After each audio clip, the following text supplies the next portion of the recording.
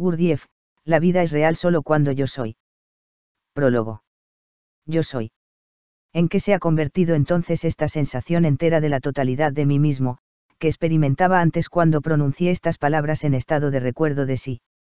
Es posible que esta aptitud interior, adquirida al precio de tantas renuncias y automortificaciones de todo tipo, justo hoy, que su acción sobre mi ser es más indispensable que el aire mismo que respiro, haya desaparecido sin dejar traza alguna. No, esto no puede ser. Tiene que haber otra cosa, de otra manera todo, dentro del mundo de la razón, es ilógico. No, el poder de hacer esfuerzos conscientes y de asumir un sufrimiento voluntario no se ha atrofiado aún en mí. Todo mi pasado y todo lo que me aguarda exigen que yo vuelva a ser. Yo quiero, yo volveré a ser. Con mayor razón que mi ser es necesario no solo para mi egoísmo personal, sino para el bien de toda la humanidad. Mi ser en realidad es más necesario a los hombres que todas sus satisfacciones y toda su dicha de hoy en día. Yo todavía quiero ser. Yo todavía soy. Debido a la insondable ley de asociaciones del pensamiento humano, en el momento de empezar a escribir este libro que constituirá la tercera serie, llamada Instructiva, de mis obras, serie que por otra parte será la última, y por medio de la cual quiero compartir con mis semejantes, criaturas de nuestro Padre común, casi todos los secretos del mundo interior del hombre que han permanecido hasta ahora ignorados y de los que he tomado conocimiento accidentalmente, acaban de resurgir en mí. Consciente estas dramáticas reflexiones que se habían hecho en mí, en un estado cercano al delirio, hacen hoy 7 años, día por día, y hasta me parece, hora por hora. Este fantástico monólogo se me había impuesto el 6 de noviembre de 1927, temprano en la mañana, en uno de los cafés nocturnos de Montmartre, en París, en el momento en que, fatigado hasta el agotamiento por mis pensamientos negros, me aprestaba a volver a casa para tratar, una vez más, de dormir, aunque fuese un poco. En esa época mi salud estaba lejos de ser buena, pero esa mañana me sentía particularmente mal. Mi mal estado se debía al hecho de que durante las 2 o 3 últimas semanas no había dormido más de 1 o 2 horas cada noche, y que la noche anterior no había podido cerrar los ojos.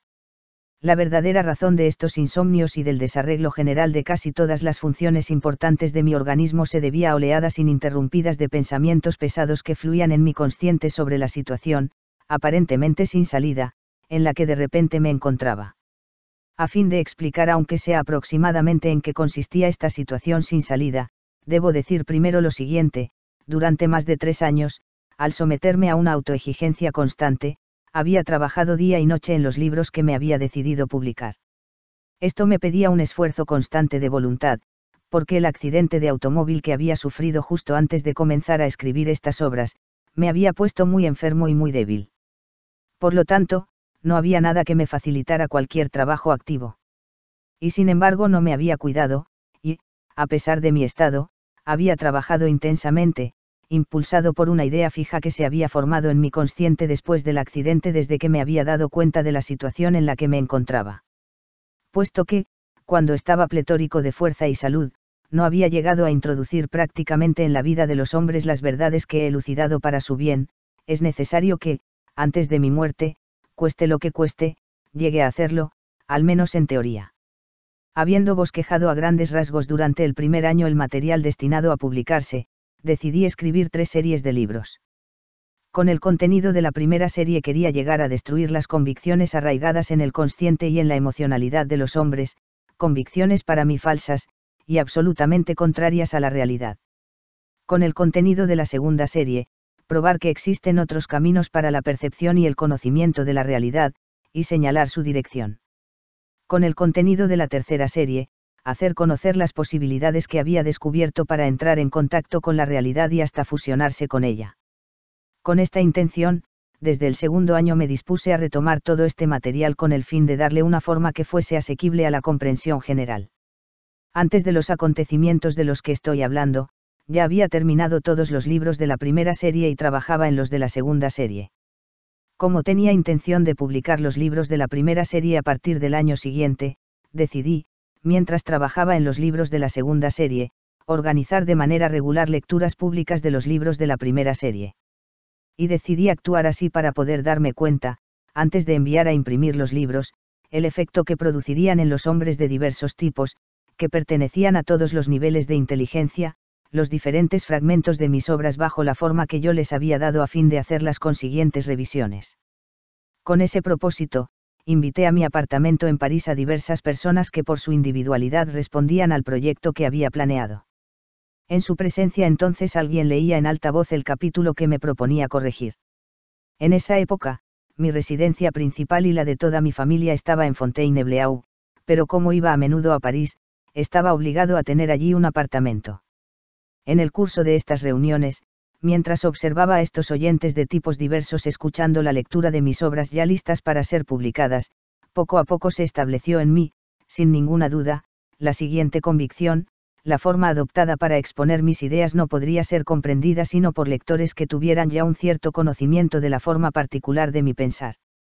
En cambio, los otros lectores, aquellos por los que me había mortificado día y noche durante todo este tiempo, no comprenderían casi nada. Y fue en estas lecturas públicas que por primera vez me di cuenta bajo qué forma se debían escribir estos libros para que fueran asequibles a la comprensión de cada uno.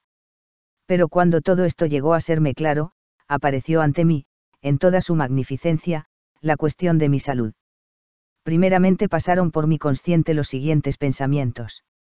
Si todo lo que he escrito día y noche en el curso de 3 años de un trabajo casi incesante, debo escribirlo de nuevo bajo una forma asequible a la comprensión de cada lector, esto me tomará por lo menos la misma cantidad de tiempo. También necesitaré tiempo para redactar la segunda y la tercera serie, más tiempo aún para introducir en la vida de los hombres la esencia de mis obras. ¿Dónde encontrar todo este tiempo? Si mi tiempo solo dependiese de mí, naturalmente volvería a escribir todo, tanto más que entonces, desde el principio, tendría la seguridad de poder morir tranquilo, porque, al saber cómo tendría que escribir, tendría todo el derecho de esperar que el fin principal de mi vida se había realizado efectivamente, aunque fuese después de mi muerte. Pero mi vida ha transcurrido en tales circunstancias que éstas hacen que mi tiempo ya no dependa de mí, depende exclusivamente del caprichoso arcángel Gabriel. En efecto, me quedan quizás 1 o 2 años de vida, o a lo sumo 3 años. El que me quede tan poco tiempo de vida, puede confirmarlo hoy cada uno de los especialistas entre el centenar que me conoce. Además, yo mismo he sido considerado siempre como un diagnosticador por encima del promedio, y no sin razón. No ha sido en vano que durante toda mi vida yo he tenido que conversar con miles de candidatos para una próxima partida al otro mundo. 2 o 3 años, para ser francos, no sería natural que fuese de otra manera. Porque durante toda mi vida pasada los procesos de involución de mi salud han sido, muchas veces, más rápidos y más intensos que los procesos de evolución. Es un hecho, todas las funciones de mi organismo que habían sido siempre de acero, como lo decían mis compañeros, han degenerado poco a poco, como consecuencia de un constante exceso de trabajo, hasta el punto que hoy en día ni una sola siquiera funciona adecuadamente. No hay en esto nada de sorprendente. Aun si no se toma en consideración la multitud de acontecimientos extraordinarios que se sucedieron en mi vida, constituida por azar de manera tan singular, basta recordar la extraña e incomprensible fatalidad que me persiguió e hizo que en 3 oportunidades, en condiciones completamente diferentes, fuera herido, y cada vez, casi mortalmente, por una bala perdida. Tan solo las consecuencias de estos 3 incidentes, que han dejado en mí huellas imborrables, habrían sido suficientes para conducirme a mi último suspiro. El primero de estos 3 incomprensibles acontecimientos acaeció en 1896, en la isla de Creta, un año antes de la guerra greco-turca. Cuando aún estaba inconsciente, unos griegos desconocidos me habían transportado, no sé por qué, desde allí hasta Jerusalén. De Jerusalén, habiendo recobrado totalmente la conciencia, pero aún con una salud vacilante, partí hacia Rusia en compañía de otros jóvenes de mi especie, buscadores de perlas en un muladar. No viajábamos como lo haría la gente normal, por vía marítima, sino por tierra, a pie. Estos desplazamientos, que duraron aproximadamente 4 meses a través de regiones casi intransitables, cuando mi salud aún era precaria, tenían naturalmente que implantar en mi organismo, para el resto de mi vida, ciertos focos de acción crónica perniciosa. Además, durante toda esta loca aventura, mi organismo tuvo el placer de recibir la visita, y aún algunas veces de albergar por largo tiempo, encantadores huéspedes locales de carácter específico, entre los cuales tuve el honor de acoger al famoso escorbuto kurdo, la no menos famosa disentería armenia, y por supuesto, la gran favorita, la dama de los 1000 nombres, a la que se le llama también gripe española. Después de esto, de buen o mal grado, tuve que pasar varios meses en Transcaucasia sin poder salir de casa, luego reemprendí mis viajes a regiones salvajes, siempre animado por la idea fija de mi mundo interior. Comenzaron de nuevo toda clase de tensiones y de pruebas excesivas, y mi desafortunado organismo tuvo el placer de dar asilo a célebres especialidades de carácter local.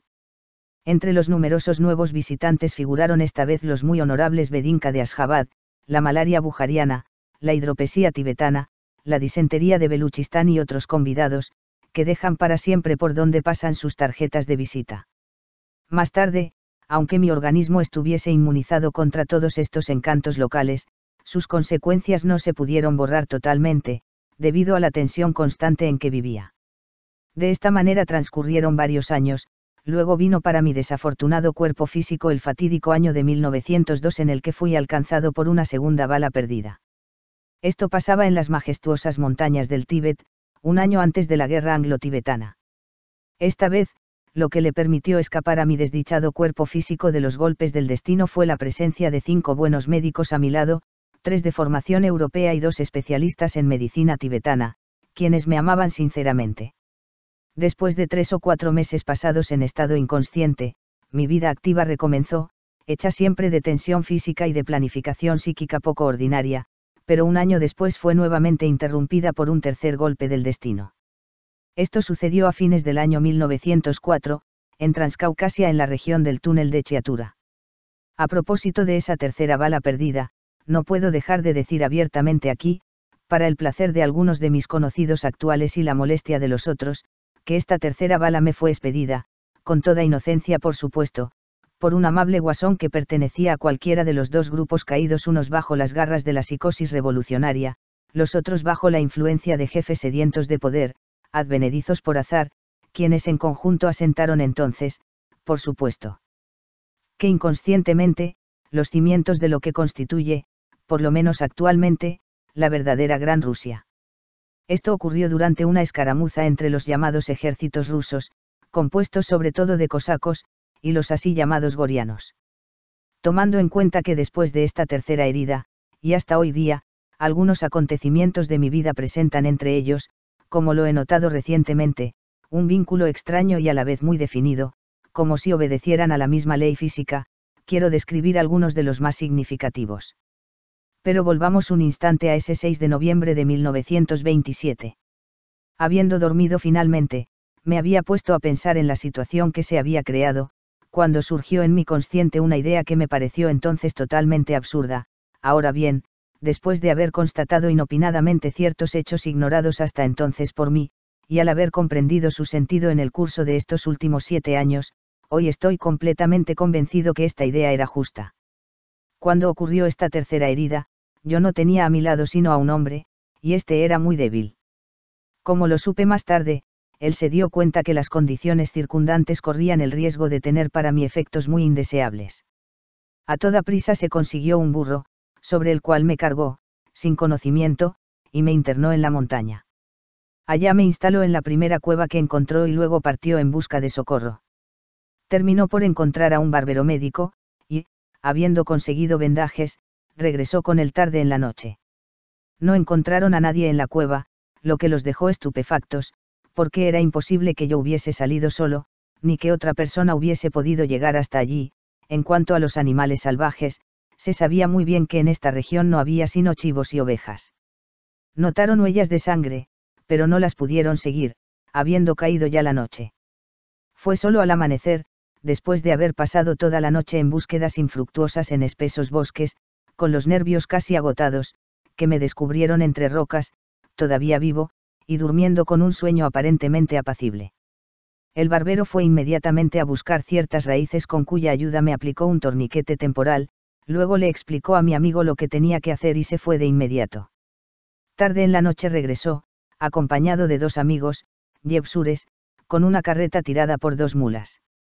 La misma noche me transportaron más arriba en la montaña y me dejaron una vez más en una gruta, mucho más grande que la primera, y que comunicaba con una sala inmensa, en la cual, según lo descubrimos más tarde, se encontraban sentados o echados, meditando probablemente sobre la vida humana de los siglos pasados y futuros, varias decenas de cadáveres yepsures, momificados por el aire enrarecido de este alto lugar.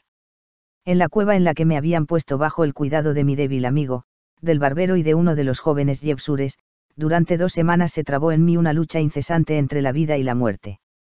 Después de esto se restableció mi salud tan velozmente que una semana más tarde me había vuelto enteramente la conciencia. Ya podía desplazarme con la ayuda de alguien, apoyándome en un bastón, y hasta llegué a hacer 2 visitas a la asamblea secreta de mis vecinos inmortales. Durante ese tiempo nos enteramos que abajo, durante el proceso de guerra civil, los ejércitos rusos habían tomado la delantera, que los cosacos iban por todas partes arrestando a todos los sospechosos y, en general, a todos aquellos que no eran del lugar. Como no pertenecía a la región y sabía a qué atenerme sobre el juicio de los hombres caídos bajo la influencia de la psicosis revolucionaria, resolví dejar este lugar lo más pronto posible. Tomando en cuenta a la vez las condiciones que reinaban en toda la Transcaucasia y mis proyectos personales para el futuro, decidí trasladarme a la región transcaspiana. A costa de increíbles sufrimientos físicos, me puse en camino acompañado de mi débil amigo. Y tenía que soportar todos estos sufrimientos conservando, a lo largo del viaje, una apariencia que no despertara ninguna sospecha. No despertar sospechas era en efecto la condición necesaria para evitar ser víctima de la psicosis política o de la así llamada psicosis nacional. El hecho es que en las regiones por las que pasaba el ferrocarril, acababa de ocurrir una manifestación aguda de dicha psicosis nacional, esta vez entre armenios y tártaros, y algunas particularidades de este flagelo humano seguían haciendo estragos por inercia. Mi desgracia en el presente caso era que teniendo una fisonomía universal, por así decirlo, para los armenios yo representaba un tártaro de pura cepa, y para los tártaros, un armenio de pura cepa. En breve, con o sin derecho, logré llegar a la región transcaspiana ayudado por mi armónica y siempre acompañado de mi amigo. Encontré mi armónica por casualidad en el bolsillo de mi abrigo, y este pequeño instrumento de música me brindó entonces un inmenso servicio. Debo decir que no tocaba mal, sino, por el contrario, bastante bien este original instrumento, a pesar de que solo sabía tocar 2 piezas, las Cumbres de la Manchuria y el Vals Esperanza.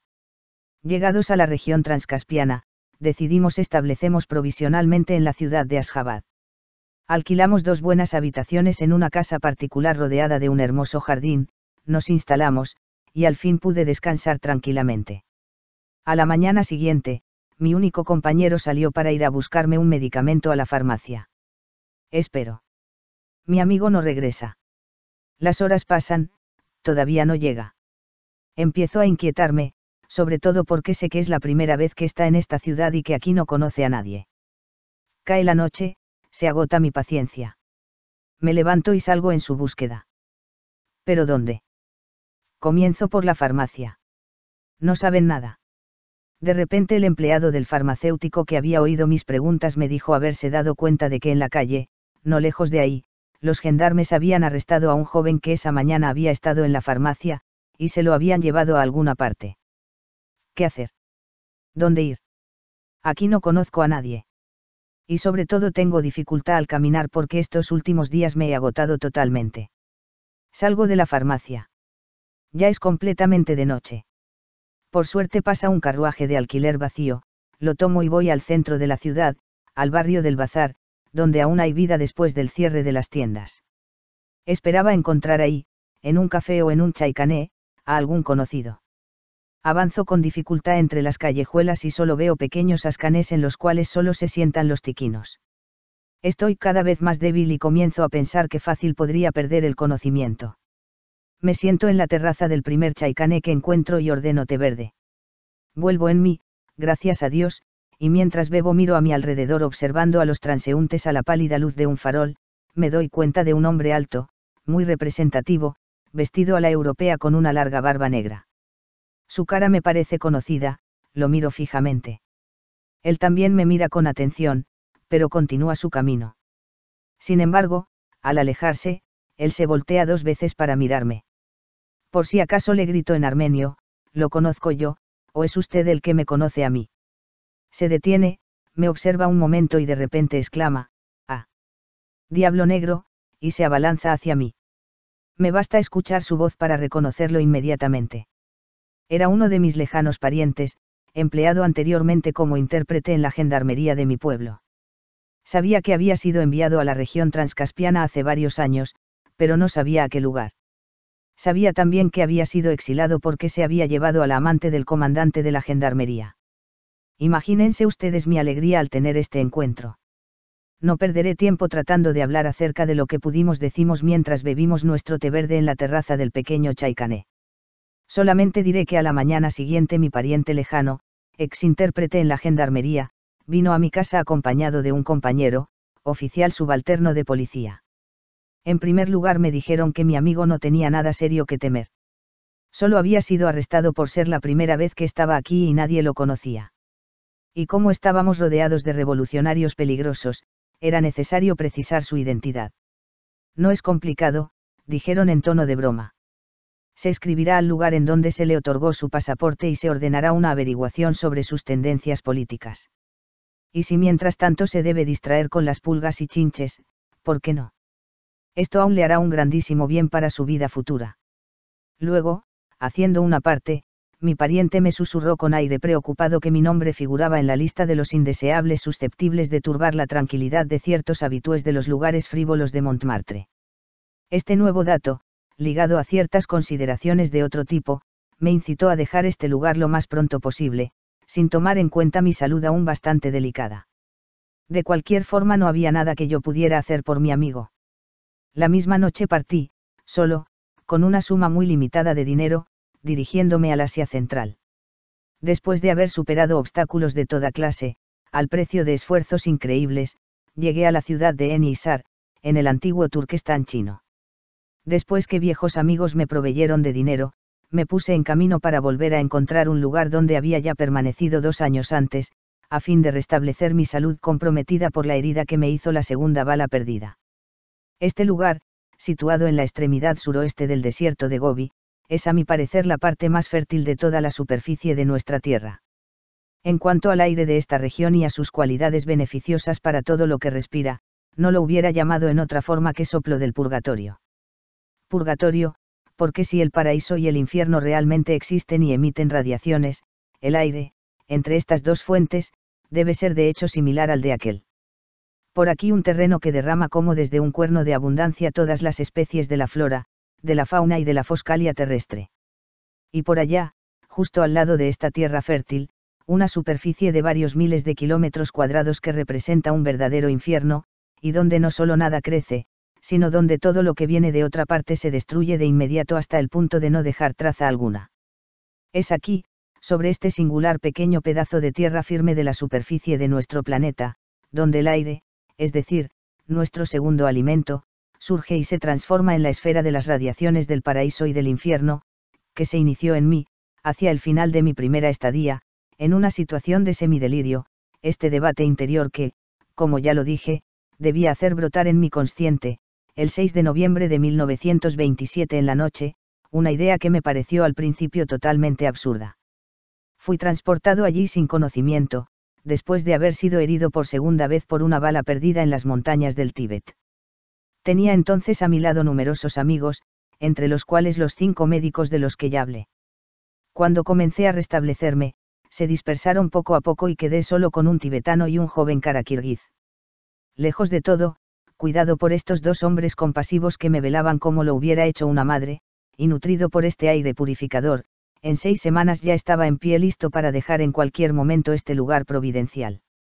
Todo ya estaba recogido y embalado, y solo esperábamos la llegada del padre del joven karakirguiz con sus 3 camellos para ponernos en camino. Me había enterado de que en uno de los valles del macizo que se llama Pico Alejandro III, acampaban entonces varios oficiales rusos del departamento topográfico del Turquestán, entre los cuales contaba con uno de mis buenos amigos, y me proponía ir a verlo, luego de juntarme con una gran caravana para ir primero a Andichan, luego a la Transcaucasia a fin de encontrar a mi familia. Aún no me encontraba muy firme sobre mis pies, pero me sentía bastante bien. Era una noche de luna llena. Siguiendo el curso de las asociaciones, mis pensamientos volvían inadvertidamente a la pregunta que en adelante se convertiría en la idea fija de mi mundo interior. Mientras continuaba mis reflexiones bajo la influencia, por un lado, de un rumor ensordecedor que provenía de millones de vidas de variadas formas exteriores y por el otro, de un silencio pavoroso, surgió poco a poco en mí, dirigida a mí mismo, una crítica que tenía una fuerza hasta entonces desconocida. Primero volvieron a mi memoria todos los fracasos de mis búsquedas anteriores. Al comprobar estos fracasos, y, en general, la imperfección de los métodos que había empleado, comprendí claramente cómo debería haber actuado en tal o cual caso. Recuerdo muy bien hasta qué punto me agotaba esta tensión del pensamiento y cómo una parte de mí mismo me ordenaba, con insistencia, levantarme inmediatamente y sacudirme para ponerle fin, pero no lo podía hacer, tan preso estaba de estos pensamientos. No sé cómo habría terminado todo esto si en el momento en que mi instinto me avisaba que estaba nuevamente a punto de perder el conocimiento, no hubieran venido a recostarse cerca de mí 3 camellos. Esto me hizo volver en mí y me levanté. El alba comenzaba a rayar, mis jóvenes compañeros se habían despertado y se ocupaban de los preparativos propios de la vida matinal en el desierto. Después de haber hablado con el viejo Karakirguiz, decidimos viajar de noche aprovechando el claro de luna, y partir esa misma noche. Los camellos podrían descansar durante el día. En vez de acostarme para dormir un poco, tomé un fusil y un balde de lona y me vino lejos de allí, cerca de una fuente de agua muy fría, justo en el límite del desierto. Me desvestí y me rocié muy lentamente con esta agua fría. Después de esto me sentí psíquicamente muy bien, pero físicamente tan débil que cuando me vestí de nuevo me seis obligado a acostarme al lado de la fuente. Fue entonces cuando, en un estado de gran debilidad física, pero con la mente fresca, se inició en mí el debate cuya esencia se fijó para siempre en mi consciente y del cual brotó, en la noche del 6 de noviembre de 1927, la idea de la cual he hablado. Como esto sucedió hace mucho tiempo, no recuerdo los términos exactos de este monólogo interior tan en desacuerdo con mi estado habitual. Pero partiendo del sabor que de él me ha quedado puedo reconstruirlo casi fielmente. Me decía más o menos esto. Si juzgo por mi estado de los últimos días, creo que regreso a la vida, y que de buen o mal grado voy a tener que volver a echarme la carga al hombro. Dios mío. Será realmente necesario soportar una vez más todo aquello por lo que pasé durante los periodos en que había estado en plena actividad, en el curso de los 6 meses que precedieron a esta última catástrofe. Sentir remordimientos de conciencia por todas mis manifestaciones interiores y exteriores durante mi estado de vigilia ordinaria, alternando con sentimientos de soledad, de desilusión, de saciedad, etc., pero sobre todo enfrentar la terrorífica sensación de vacío interno que me seguía por todas partes. ¿Qué no habré hecho? ¿A qué medidas no habré recurrido para que, durante mi estado de vigilia ordinaria, el funcionamiento de mi psiquis estuviera de acuerdo con las directivas de mi consciente activo, pero todo en vano? Trabajando y velando constantemente sobre mí mismo, sin piedad por mis debilidades naturales, había llegado a obtener casi todo lo que le es posible al hombre. En ciertos dominios hasta logré un poder que tal vez jamás había sido alcanzado, aun en épocas pasadas. Por ejemplo, había desarrollado a tal grado el poder de mi pensamiento que era capaz, preparándome con algunas horas de anticipación, de matar un yak a 10 kilómetros, o bien, en un día, podía acumular una fuerza vital de tal densidad que me era posible adormecer un elefante en 5 minutos. Sin embargo, a pesar de todos mis deseos y de todos mis esfuerzos, durante el proceso de vida en común con los demás, no podía en lo absoluto llegar a recordarme de mí mismo, ni a manifestarme no de acuerdo con las tendencias de mi naturaleza, sino de acuerdo con las directivas de mi consciente recogido. No podía llegar a un grado de recuerdo de sí suficiente para impedir que el curso de las asociaciones que se desarrollaban automáticamente en mí dependiera de ciertos factores muy indeseables de mi naturaleza que me habían sido transmitidos por herencia. Apenas agotada la cantidad de energía que me permitía estar en un estado activo, las asociaciones del pensamiento y del sentimiento cambiaban y se aferraban a objetos diametralmente opuestos al ideal de mi consciente. En un estado de insatisfacción con referencia a los alimentos o al sexo, el factor determinante de mis asociaciones era sobre todo la reivindicación, mientras que en estado de satisfacción completa, las asociaciones se efectuaban sobre el tema de futuros goces, del alimento o del sexo, o más aún de satisfacciones de amor propio, de vanidad, de orgullo, de celos, de envidia y de otras pasiones. Había buscado mucho la razón de esta terrible situación de mi mundo interior, y había interrogado a mucha gente al respecto, pero no había podido esclarecer nada. Solo una cosa me había llegado a ser clara, y es que la necesidad de no identificarse y de recordarse de sí en todo momento en el curso del proceso de la vida ordinaria, exige la presencia en uno de una fuerza de atención permanente, y que esta fuerza solo es suscitada en el hombre por la acción de un recuerdo constante que venga del exterior. Lo había tratado todo en mi vida pasada, había recurrido a toda clase de cilicios, nada me había ayudado. Esos objetos solo ayudaban mientras los llevaba puestos y aún así solo al comienzo, en cuanto se dejaba de usarlos o uno se habituaba, uno volvía a encontrarse como antes. No hay ninguna salida posible. Y, sin embargo, sí, hay una, solo una. Y es el tener, fuera de mí, la ayuda de un factor regulador que no duerma nunca. Es decir, un factor que me llame constantemente, cualquiera que sea mi estado ordinario, a recordarme de mí mismo. ¿Qué? ¿Cómo? ¿Será posible? ¿Por qué no se me había ocurrido antes una idea tan simple? ¿Por qué ha sido necesario sufrir tanto y desesperar tanto para darme cuenta recién ahora de esta posibilidad? ¿Por qué no había recurrido, en este caso también, a esta analogía que lo abarca todo? Y aquí nuevamente.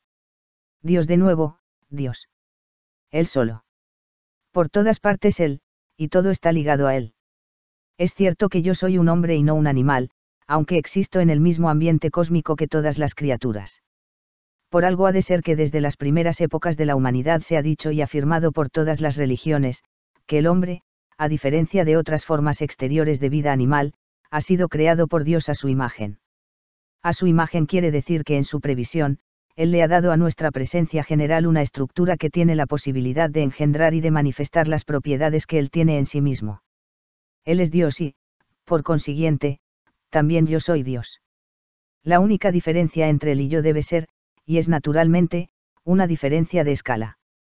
Él es el Dios de un gran mundo, debo ser, yo, el Dios de un pequeño mundo. Él es el Dios de todas las presencias del universo y de todo mi mundo exterior. También yo soy Dios, pero de todo mi mundo interior. Para todo y en todo tenemos las mismas posibilidades y las mismas imposibilidades. Las mismas posibilidades e imposibilidades que Él tiene con referencia a la presencia entera del universo, yo debo tenerlas con relación a la presencia que me ha sido confiada. Lo que a Él le es posible e imposible en el dominio del gran mundo debe serme posible e imposible en el dominio de mi pequeño mundo. Todo esto es claro, tan claro como que después de la noche debe venir el día. ¿Cómo he podido dejar de darme cuenta de una analogía tan evidente? Tanto había pensado en la creación del mundo y en la existencia del mundo y, en general, en Dios y sus obras, había hablado tanto de todo esto con otras personas y jamás se me había ocurrido este simple pensamiento. Y sin embargo, era evidente. Todo, sin excepción, tanto la lógica sana como los datos históricos, revela y afirma que Dios es la bondad absoluta. Él es todo amor y toda misericordia. Él es el justo conciliador de todo cuanto existe. Pero si esto es así, ¿por qué encontró la necesidad de alejar de Él, debido al orgullo propio de todo individuo todavía joven y no totalmente formado, a uno de sus hijos más cercanos, que él mismo había espiritualizado, y de gratificarlo al mismo tiempo con una fuerza igual pero opuesta a la suya? Me refiero a Satanás. Esta idea, como un sol, aclaró la situación de mi mundo interior. Me hizo comprender que para una construcción armoniosa, también el gran mundo ha tenido la imperiosa necesidad de un factor incesante de recuerdo.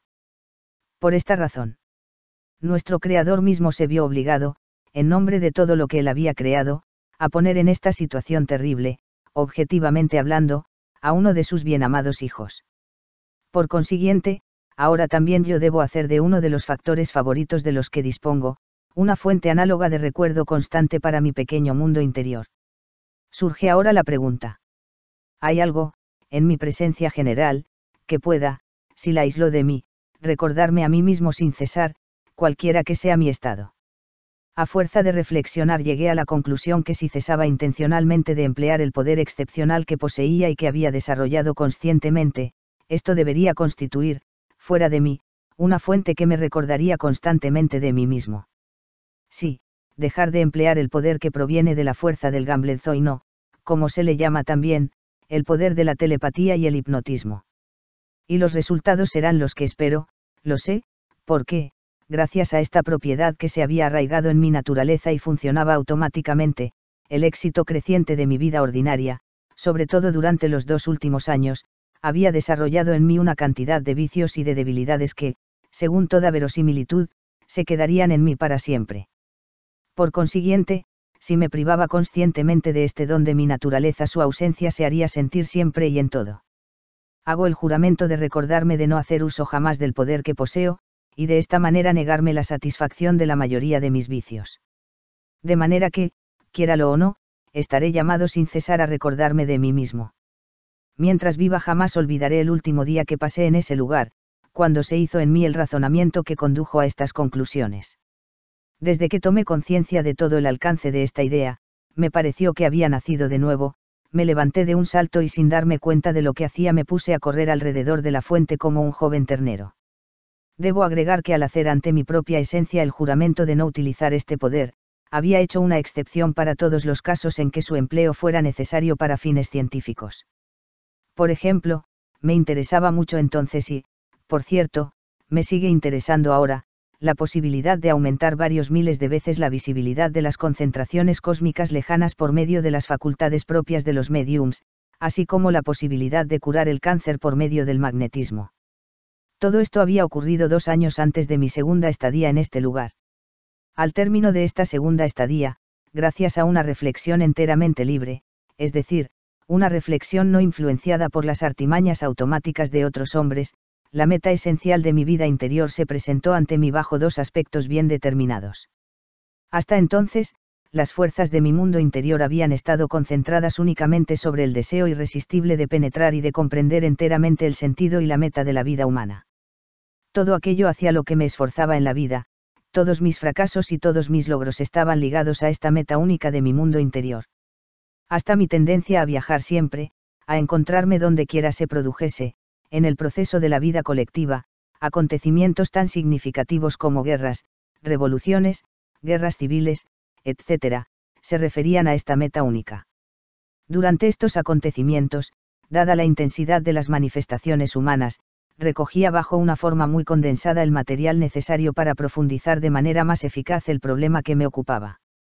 Más tarde, cuando por asociación me volvieron a la memoria todos los horrores de los que había sido testigo varias veces y volví a sentir también las impresiones producidas en mí en el curso de los últimos años por las declaraciones de diversos revolucionarios, en Italia, en Suiza, y más recientemente en Transcaucasia, se cristalizó poco a poco en mi ser un deseo irresistible que llegó a ser la segunda meta de mi vida. Esta segunda meta recientemente aparecida en mi mundo interior, consistía en encontrar a toda costa el medio de destruir en los hombres la predisposición a caer fácilmente bajo la influencia de lo que se llama la hipnosis de masa. Luego de esta renovación de la meta de mi mundo interior, mientras seguía el proceso de recuperación de mi salud, me tracé en el pensamiento un plan provisorio para mis actividades ulteriores. La idea que cruzó por mi consciente, el 6 de noviembre en la noche, era la siguiente. Sin duda alguna la espantosa desesperación que sentí esos días y la terrible lucha interior que desembocó esa mañana en un razonamiento casi delirante, son la consecuencia directa del razonamiento que había hecho en un estado análogo, hace 30 años, en los confines del desierto de Gobi. Una vez restablecido relativamente continué mis indagaciones orientadas esta vez hacia 2 metas bien determinadas. No hablaré aquí de lo que emprendí luego para satisfacer a estos 2 gusanos devoradores de mi curiosidad, hablaré de ello en detalle en otro capítulo de esta tercera serie. Diré solamente que al cabo de algunos años, para introducir en la vida de los hombres todo lo que había comprendido, encontré necesario organizar en algún lugar un establecimiento destinado a preparar instructores ayudantes. Después de maduras reflexiones, me pareció que el lugar más apropiado era Rusia. Fue así que en 1912 me instalé en el corazón mismo de Rusia, en la ciudad de Moscú, donde puse inmediatamente manos a la obra para organizar el establecimiento al que di el nombre de Instituto para el Desarrollo Armónico del Hombre. Después de 2 años de trabajo intenso, tanto físico como psíquico, estaba a punto de terminar la instalación cuando se declaró la guerra, una guerra que nadie esperaba que llegase a ser crónica, y que más tarde fue llamada la Guerra Mundial. Pasaron los años que exigían de mi infortunado cuerpo físico, sin tregua, una intensa actividad, sacándole, día tras día, las fuerzas mal que bien acumuladas para la voluntad y la paciencia. Apenas había comenzado a acostumbrarme, por extraño que parezca, a las condiciones creadas por este flagelo general de la humanidad, cuando muy dulce y muy discretamente apareció la señora Revolución Rusa. Esta muy honorable dama todavía no había tenido tiempo de afirmarse sobre sus lindos pies cuando ya se abatían sobre mi pobre cuerpo físico tales pruebas y tales secuelas que ni un átomo de su presencia podía ya conocer el descanso. Transcurrieron los meses que parecían siglos. Me sentía asfixiado en mi mundo exterior, al mismo tiempo la fuerza de vida nacida de la oposición constante de los factores de mi mundo interior aumentaba hasta sus últimos límites. En ese estado, totalmente liberado de todo sentimiento de egoísmo animal, entré en acción, sin preocuparme en forma alguna por las perspectivas del porvenir. Y comenzó, una vez más, en mi infortunado cuerpo físico una serie de acrobacias increíbles para un hombre de mi edad. Me puse en camino de inmediato, siempre por lugares inaccesibles, esta vez cruzando las montañas del Cáucaso, acompañado del frío y del hambre como sucede frecuentemente en este género de expediciones, y acosado por una inquietud permanente con referencia a mis allegados, tanto a los que me habían seguido, como a los que se habían quedado en el caos. Para coronar todo esto, caí enfermo, una disentería particularmente grave y además todos los síntomas de una enfermedad llamada angina de pecho, que se había declarado hacía ya tiempo y que yo creía completamente curada. Después de haber sobrepasado muchas dificultades al cruzar las montañas del Cáucaso, y después de varios meses en condiciones tales que se tenía la impresión de vivir en un muladar, comenzaron las peregrinaciones de un país europeo al otro, en el curso de las cuales era necesario estar constantemente sobre el quién vive, para evitar que yo y los jóvenes que me acompañaban, que no habían aún saboreado los encantos de la vida humana, llegásemos a ser víctimas de la psicosis política europea general. Luego vinieron 2 años de actividad física y psíquica ininterrumpida para organizar el instituto en Francia. En este momento preciso de mi original línea de vida el caprichoso y terco destino me echó una tremenda zancadilla. Por un lado me enteré con toda seguridad que hasta el último de los bienes materiales que poseía en Rusia había desaparecido para siempre y, por otro lado, que si al término de 3 meses yo no había reunido la suma de 1 millón de francos estaría completamente hundido y, en este caso, también para siempre. En mi miserable cuerpo físico cansado hasta el extremo por los 2 últimos años de trabajo intenso consagrados a la organización del instituto, la actividad de mi pensamiento, como consecuencia de esas 2 sorpresas simultáneas, se acrecentó a tal punto que mi cerebro inflado casi no cabía en mi cráneo. Por milagro mi cráneo resistió y todo esto terminó con un viaje riesgoso a Norteamérica con 50 personas de las cuales la mayoría, al igual que yo, no conocía la menor palabra del idioma local y no tenía un centavo en el bolsillo. Para coronar todo esto, un mes después de mi regreso a Europa, mi desventurado cuerpo físico, sobre el cual la vida que yo había llevado había dejado huellas tan profundas, fue a chocarse con mi auto directamente contra un gran árbol a la velocidad de 90 kilómetros por hora. Pero sucedió que este paseo no me destruyó completamente y, para mi mala suerte, algunos meses más tarde, en mi cuerpo profundamente deteriorado, volvió mi consciente, con toda su fuerza y todos sus antiguos atributos. Y pronto 2 hechos indiscutibles se hicieron evidentes para mí. El primero, que todo lo que había preparado de manera relativamente satisfactoria durante los 3 últimos años para realizar la segunda meta principal de mi mundo interior tenía inevitablemente que hundirse debido a mi prolongada ausencia. Y el segundo, que si algún día llegaban a desaparecer los estragos infligidos a mi cuerpo físico por esta catástrofe, en el mejor de los casos esto tomaría muchísimo tiempo. Cuando se me hicieron claros estos 2 hechos, se vino a agregar a mi sufrimiento físico, ya bastante pesado sin ello, el sufrimiento moral de saber que todos mis planes se habían aniquilado. Por ese tiempo ya podía desplazarme dentro de la casa y hasta salir en coche, por supuesto que con la ayuda de alguien. Mientras que exteriormente me esforzaba siempre por parecer tranquilo, para no inquietar a mis allegados, interiormente, luchando contra estos 2 sufrimientos, no dejaba de pensar y repensar en la situación en que me encontraba. En medio de estas reflexiones poco a poco apareció un nuevo objeto de sufrimiento moral. Alertado por algunos indicios me tuve que convencer después de varios días de observación discreta que la horrible enfermedad de mi mujer, a quien estaba profundamente ligado, se había agravado, porque yo había tenido que interrumpir el tratamiento especial que le daba, y que además ella se había sacrificado enteramente para cuidarme, después de mi accidente, hasta el punto que ahora era poco probable que se pudiera curar.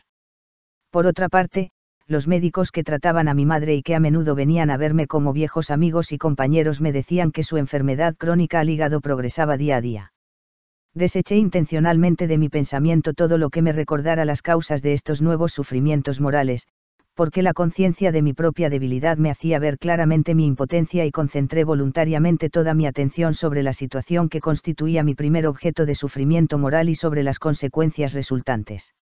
Después de varios días de reflexiones muy activas y muy serias resolví recurrir a la única posibilidad que me permitía mi estado de salud. Decidí consagrar toda la actividad de mi mundo interior a exponer para el bien de los hombres, en cierto número de escritos, la esencia misma del vasto material que había elucidado. Con esta decisión comencé, ese mismo día, a dictar, porque estaba todavía tan débil que solo no podía escribir. Era el 1 de enero de 1925. A partir de ese momento y a pesar de los continuos sufrimientos físicos y morales que experimentaba, me puse a escribir sin cesar. Modificaba, y de nuevo escribía. Para mejor darme cuenta de la conexión lógica y de la continuidad de las ideas expuestas, desde el principio tomé como hábito el hacerme leer en voz alta, cada noche, ya fuese en mi casa o viajando, en presencia de otras personas, mi trabajo del día. Estas personas eran no antiguos alumnos del instituto que se habían quedado conmigo o bien simples seguidores de mis ideas, venidos por viejas costumbres a visitarme desde diversos países, o encontrados por azar en el curso de mis viajes. Y ahora, después de todo lo que acabo de explicar, creo que cada lector se puede representar fácilmente la situación sin salida en la que yo me encontraba, después de haber trabajado cerca de 3 años, en medio de dificultades increíbles, ya preparado para morir tranquilamente, cuando de repente me di cuenta que la gente que no me conocía personalmente no comprendería nada de lo que había escrito. La decisión categórica a la que llegué el 6 de noviembre de 1927 consistía en lo siguiente. Movilizar todas las posibilidades de mi presencia general, ya fuesen las adquiridas personalmente o las recibidas por herencia, para que al momento en que comenzara el nuevo año, momento que coincide con mi venida al mundo, encontrara un medio para salir de esta situación.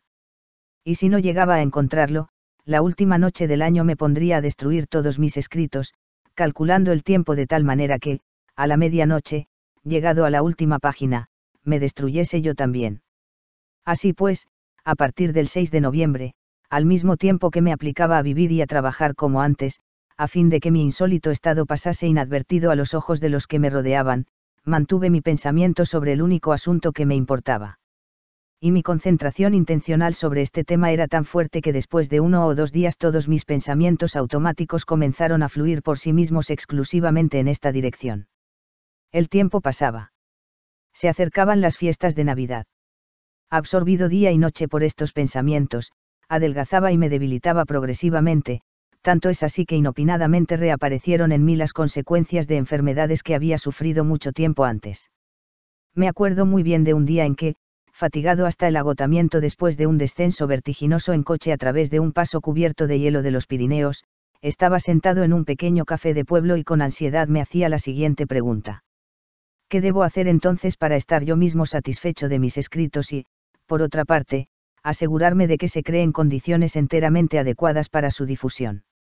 A esta pregunta concreta, después de haber escanciado numerosas cepitas de esa delicia local llamada Armagnac, y después de haber reflexionado larga y seriamente, me formulé esta respuesta. Para que se cumplan estos 2 anhelos a mi entera satisfacción se deben realizar 3 condiciones precisas. La primera, escribir de nuevo todo lo que ya había expuesto, pero esta vez bajo la forma que ahora reconozco necesaria. La segunda, estudiar, paralelamente a esto, ciertos aspectos del psiquismo del hombre, profundamente escondidos, que permanecían oscuros para mí, para elucidarlos a fondo y aportar así por medio de mis escritos un conocimiento objetivo más asequible. Y la tercera, encontrar la posibilidad, mientras cumpla todo esto, de restaurar mi cuerpo y mi espíritu de tal manera que luego de haber acabado mis obras, pueda asegurar yo mismo su difusión, con la energía y la perseverancia que me eran propias en mi juventud. Ese mismo día mientras proseguía mi viaje, ensimismado en estos pensamientos quiméricos, calculé aproximadamente que para estudiar estos rasgos escondidos del psiquismo general del hombre y para exponer, bajo la forma deseada, todo lo que había previsto, necesitaría no menos de 7 años. Debo decir que, cuando llegué a esta conclusión, fui presa de un sentimiento de burla hacia mí y pensé. Sería realmente muy curioso que me sea dado vivir aún 7 años para poder realizar todo lo que he enumerado. Si esto sucediese, tendría un ejemplo concreto más para ilustrar de manera perfecta el desarrollo conforme a las leyes de las consecuencias de la ley de 7, de la que ya di una explicación teórica suficientemente detallada en mis escritos. La víspera de Navidad, en estado de gran cansancio y de extrema tensión nerviosa debido al continuo pensar activo y a las numerosas horas que había pasado conduciendo, regresé a mi casa de Fontainebleau. Después de bajar del coche, en vez de irme a acostar inmediatamente como tenía costumbre, me fui al jardín, esperando que allí, en el silencio y bajo la influencia de una atmósfera familiar y agradable, pudiese relajarme un poco. Di algunos pasos por una alameda y me dejé caer sobre el primer banco que encontré. Sucedió que era el banco donde tenía la costumbre de ir a sentarme y trabajar, el año en que comencé a escribir. Por esa época a menudo venían a sentarse a mi lado en este mismo banco las dos únicas criaturas cercanas a mi mundo interior. Una era mi vieja madre, que por siempre sea venerada, la otra mi mujer, a la que amaba con un amor único y sincero. Ahora estas dos mujeres, únicos seres cercanos a mi mundo interior, descansaban una cerca de la otra en el cementerio en un país que, tanto para ellas como para mí, era totalmente extraño. Primero murió mi madre de una larga enfermedad del hígado, y algunos meses más tarde mi mujer, del más terrible de los males contemporáneos, el cáncer. Dicho sea de paso, este país, Francia, que es el último lugar de reposo de estos dos seres tan cercanos, es y será siempre para mí, aunque sea profundamente extraño a mi naturaleza, como mi propia tierra natal. Así pues, sentado en este banco y mirando casi automáticamente este ambiente que me era familiar, recordé por asociación toda clase de impresiones vividas en este mismo lugar. De repente me volvió a la memoria, como si ello se desarrollase delante de mí, una escena que yo había contemplado a menudo durante los pequeños instantes en que descansaba de mis reflexiones activas. Yo veía avanzar lentamente por la alameda de la izquierda a mi inolvidable anciana madre acompañada de dos pavos reales, de un gato y un perro. Debo decirlo, la relación que existía entre mi madre y estos animales era realmente poco común para la gente de hoy en día. Estos 4 animales de naturalezas distintas conocían siempre de antemano el momento exacto en que mi madre iba a salir, se reunían delante de su puerta para acecharla y, desde que aparecía, la escoltaban con gran pompa por todas partes donde ella iba. El gato marchaba siempre a la cabeza, los pavos reales a sus lados y el perro cerraba la marcha. Habitualmente, cuando mi madre salía de su casa llamada Le Paradou para venir a reunirse conmigo, veía a mi mujer salir del edificio principal del Prieure. Ambas caminaban encorvadas, apoyándose sobre un bastón. Debo confesarlo, la silueta encorvada de la primera no me afectaba tanto, porque veía en ella el destino normal de toda persona de edad respetable. En cuanto a la imagen de la segunda no podía aceptarla y, cada vez que la distinguía, me sobrecogía un sentimiento de compasión infinita y mi corazón se ponía a latir como el de un caballo que se encabrita. Porque apenas 18 años antes, esta mujer encorvada, de tez plomiza, debido a su presencia accidental en un concurso de belleza en la ciudad de San Petersburgo, le había quitado el primer premio a la famosa Lina Cavalieri, por entonces en todo el esplendor de su juventud.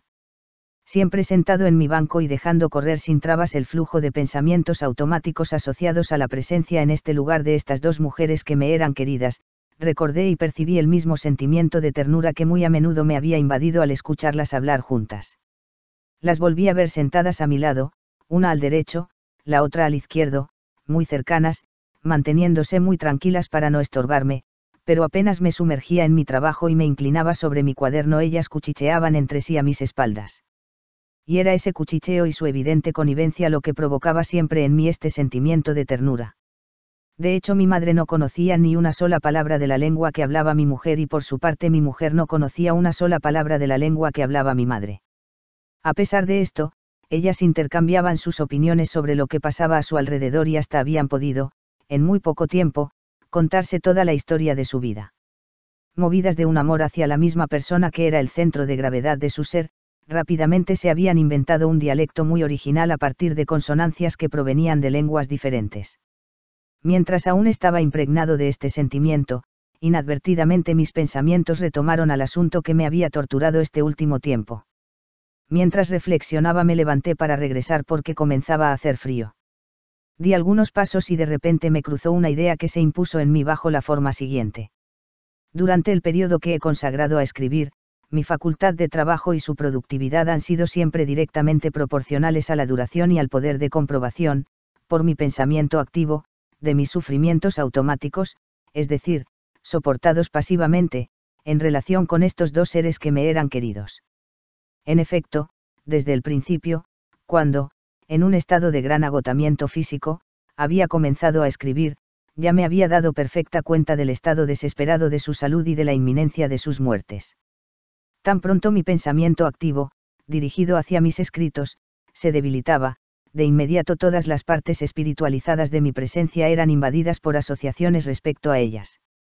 Y como cada una de estas asociaciones engendraba siempre en mi naturaleza una reacción de sufrimiento, para librarme del dominio de este doloroso proceso, me sumergía de inmediato en mis escritos. Debo decir que mis peores sufrimientos estaban ligados al estado de mi mujer.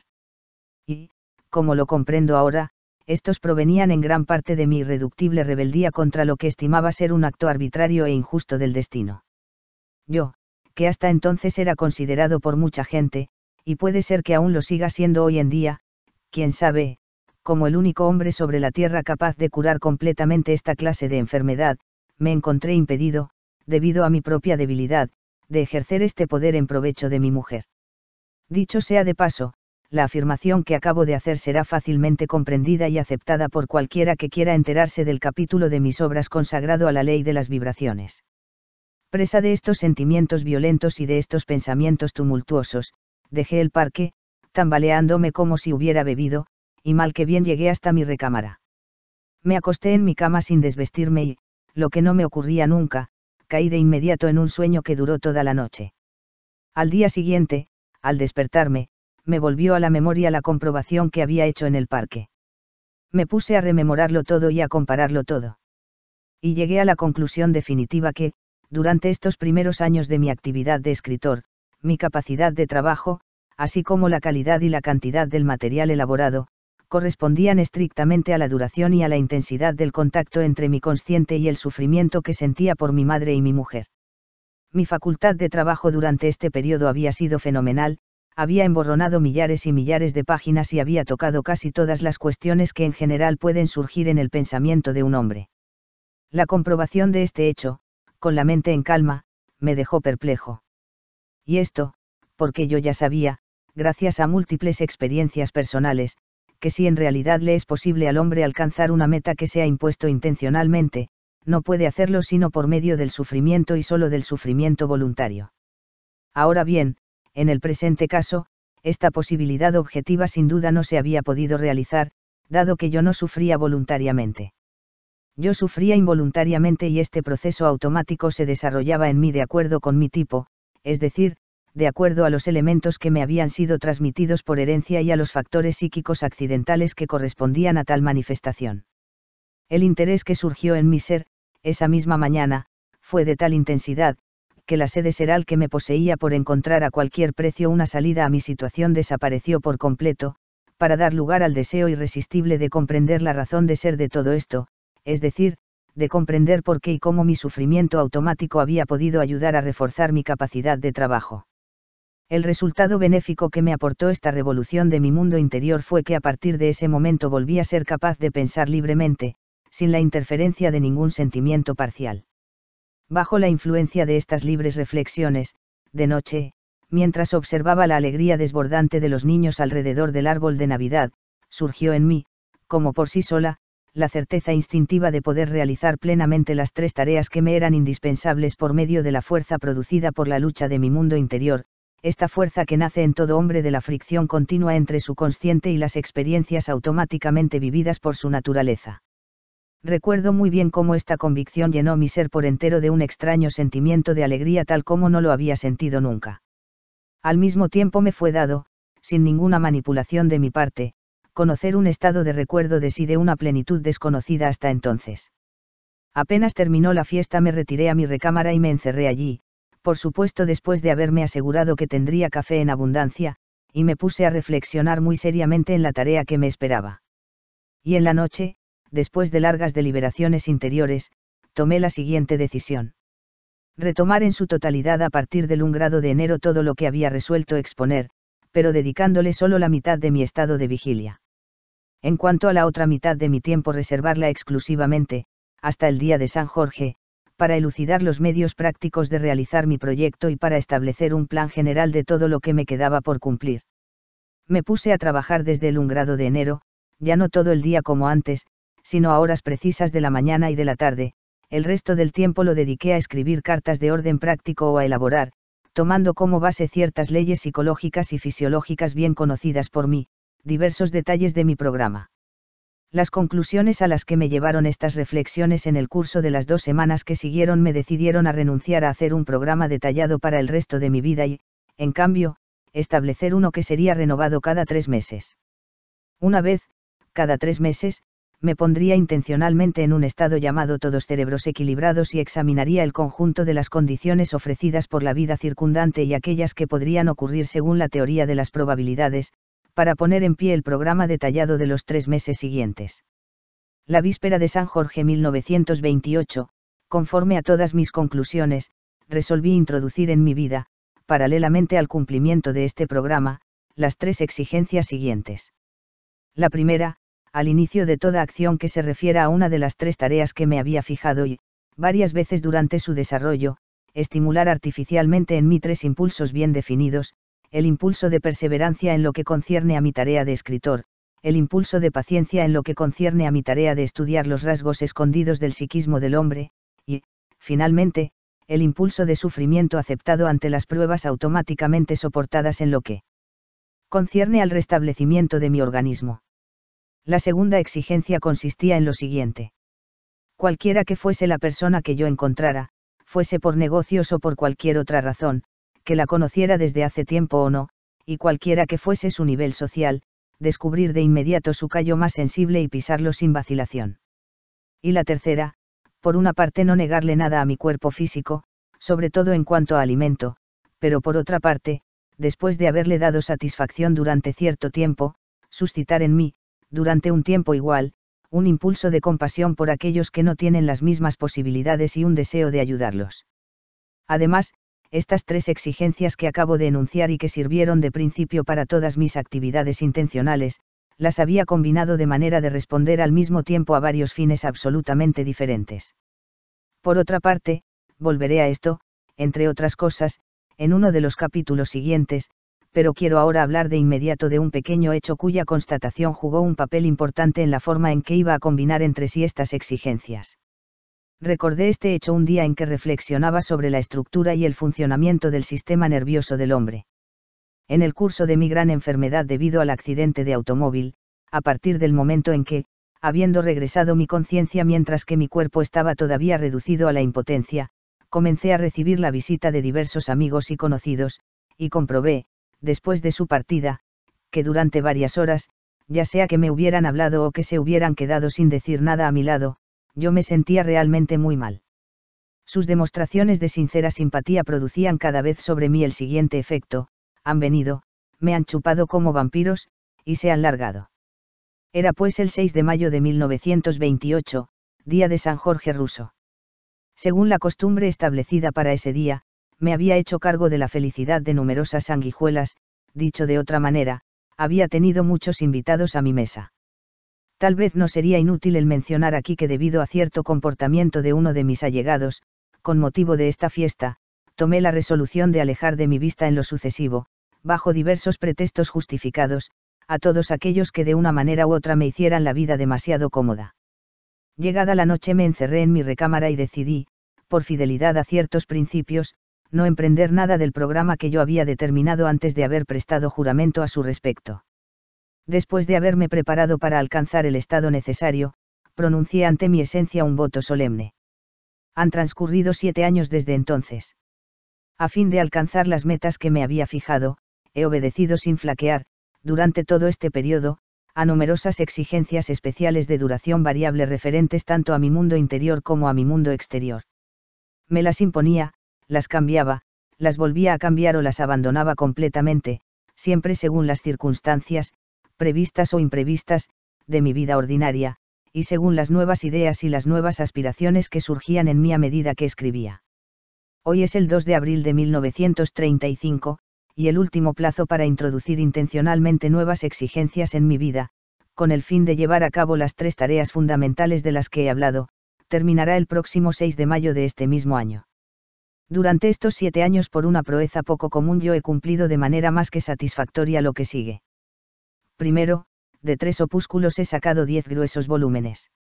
Segundo, no solo he comprendido bajo todos sus aspectos ciertos rasgos profundamente escondidos del psiquismo del hombre, cuya existencia yo había sospechado y que me habían intrigado siempre, sino que inopinadamente he constatado cualquier cantidad de otros encantos que, si el señor Belcebú hubiera llegado a conocerlos, habrían también, me atrevo a decirlo, hecho crecer los cuernos de los que hablé en el penúltimo capítulo de la primera serie de mis obras, no solamente sobre su cabeza sino sobre sus pezuñas.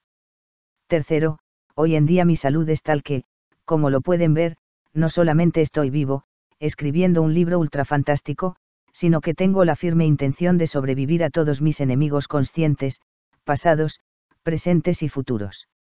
En verdad había ya alcanzado el año pasado las 3 metas que me había fijado hace 7 años, pero decidí, no obstante, mantener hasta el final del periodo de 7 años las exigencias especiales que me había impuesto, y esto por las siguientes 3 razones.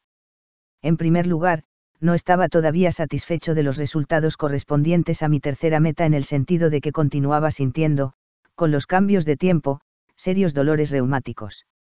Por otro lado, encontraba aún prematura la difusión de mis obras, dada la acción intensa ejercida a lo largo de todo este periodo por la ley cósmica soliunense sobre el proceso de la vida de los hombres. Debo decir al respecto que encontré por primera vez el nombre de esta ley, cuando aún era muy joven, en un muy antiguo manuscrito armenio. En cuanto al sentido mismo de esta ley y a alguno de sus aspectos, los elucidé bastantes años más tarde al estudiar el mapa del Egipto anterior a las arenas caído accidentalmente en mis manos.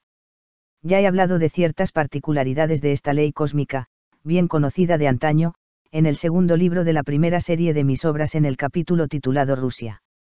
En cuanto a la tercera razón, para hacerla comprensible me es necesario, en primer lugar, decir lo siguiente. El capítulo en el que yo trabajo en este momento y que debería servir de conclusión a la última serie de mis obras, uno de hecho había sido ya redactado el año pasado. Había comenzado a escribirlo al final del tercer año de mi actividad literaria, y aunque trabajando en él tan solo por intervalos, había llegado a terminarlo al mismo tiempo que los otros.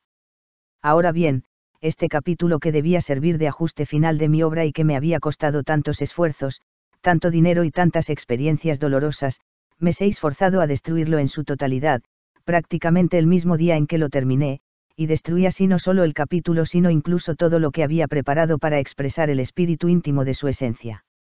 Durante todo el periodo en que terminé de escribir esta última obra, el funcionamiento de mi pensar habitual, tanto activo como pasivo, se había efectuado con una concentración y una intensidad excepcionales.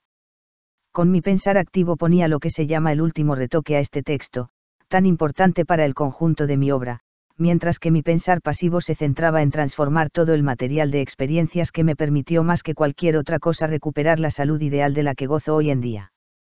Y es entonces que, mientras llenaba, con una intensidad constante de pensamiento, mis diferentes obligaciones voluntarias, empecé a descubrir tanto en mi mundo interior como en el de los demás, numerosas particularidades que no había visto hasta ese momento. Y, para mayor convicción, cuando me puse a verificar por estadísticas estas particularidades insólitas y a asegurarme de su realidad, me di cuenta que nada de lo que había escrito en este último capítulo correspondía a la meta que me había fijado. Tal era entonces la tercera razón: para servir a esta meta me era necesario escribir un nuevo capítulo cuyo contenido fuera totalmente nuevo. Como acabo de hacer mención a la publicación de este libro, debo ahora, quiera o no quiera, referirme a una medida que debí tomar para alcanzar ciertos objetivos.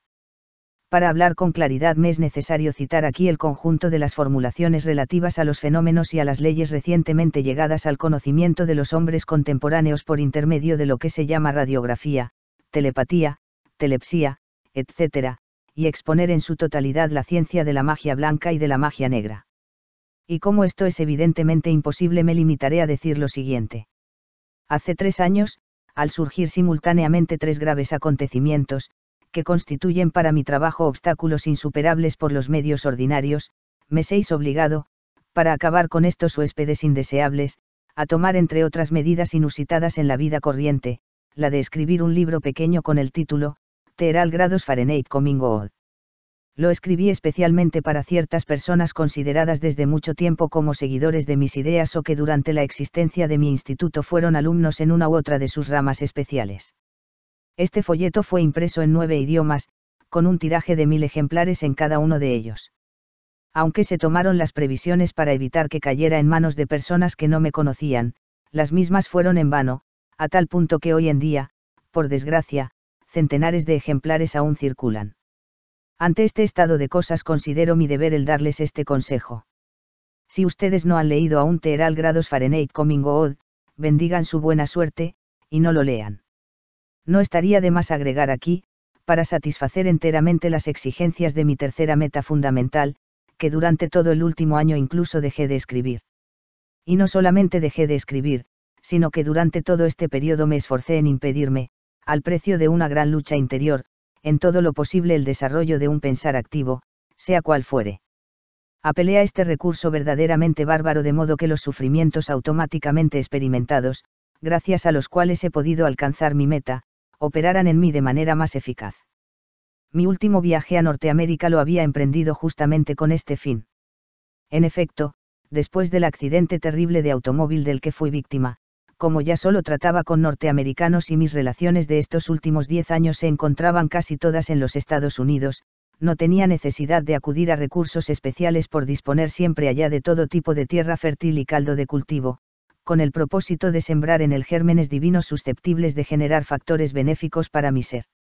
Aunque las exigencias voluntarias que me he impuesto y los principios originales que he practicado en el transcurso de los últimos 7 años deben ser develados en el curso de este libro, sin embargo, el sentimiento de admiración y gratitud que me desborda incita a todo mi ser a comentar sobre el principio de vida exterior que se ha convertido para mí, de manera inesperada, en una fuente inagotable de bondades.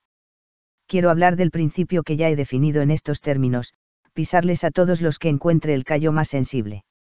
Este principio llegó a ser verdaderamente milagroso para mí, pues no solo ponía a mi disposición, siempre y en todas partes, un material abundante con vistas a mi meta principal, es decir, para mi regeneración, sino que además afectaba a tal punto a todos los que se topaban conmigo, que cada uno, sin que yo tuviera que hacer el menor esfuerzo, se afanaba en quitarse con la mayor satisfacción, la máscara con que solemnemente le habían gratificado papá y mamá.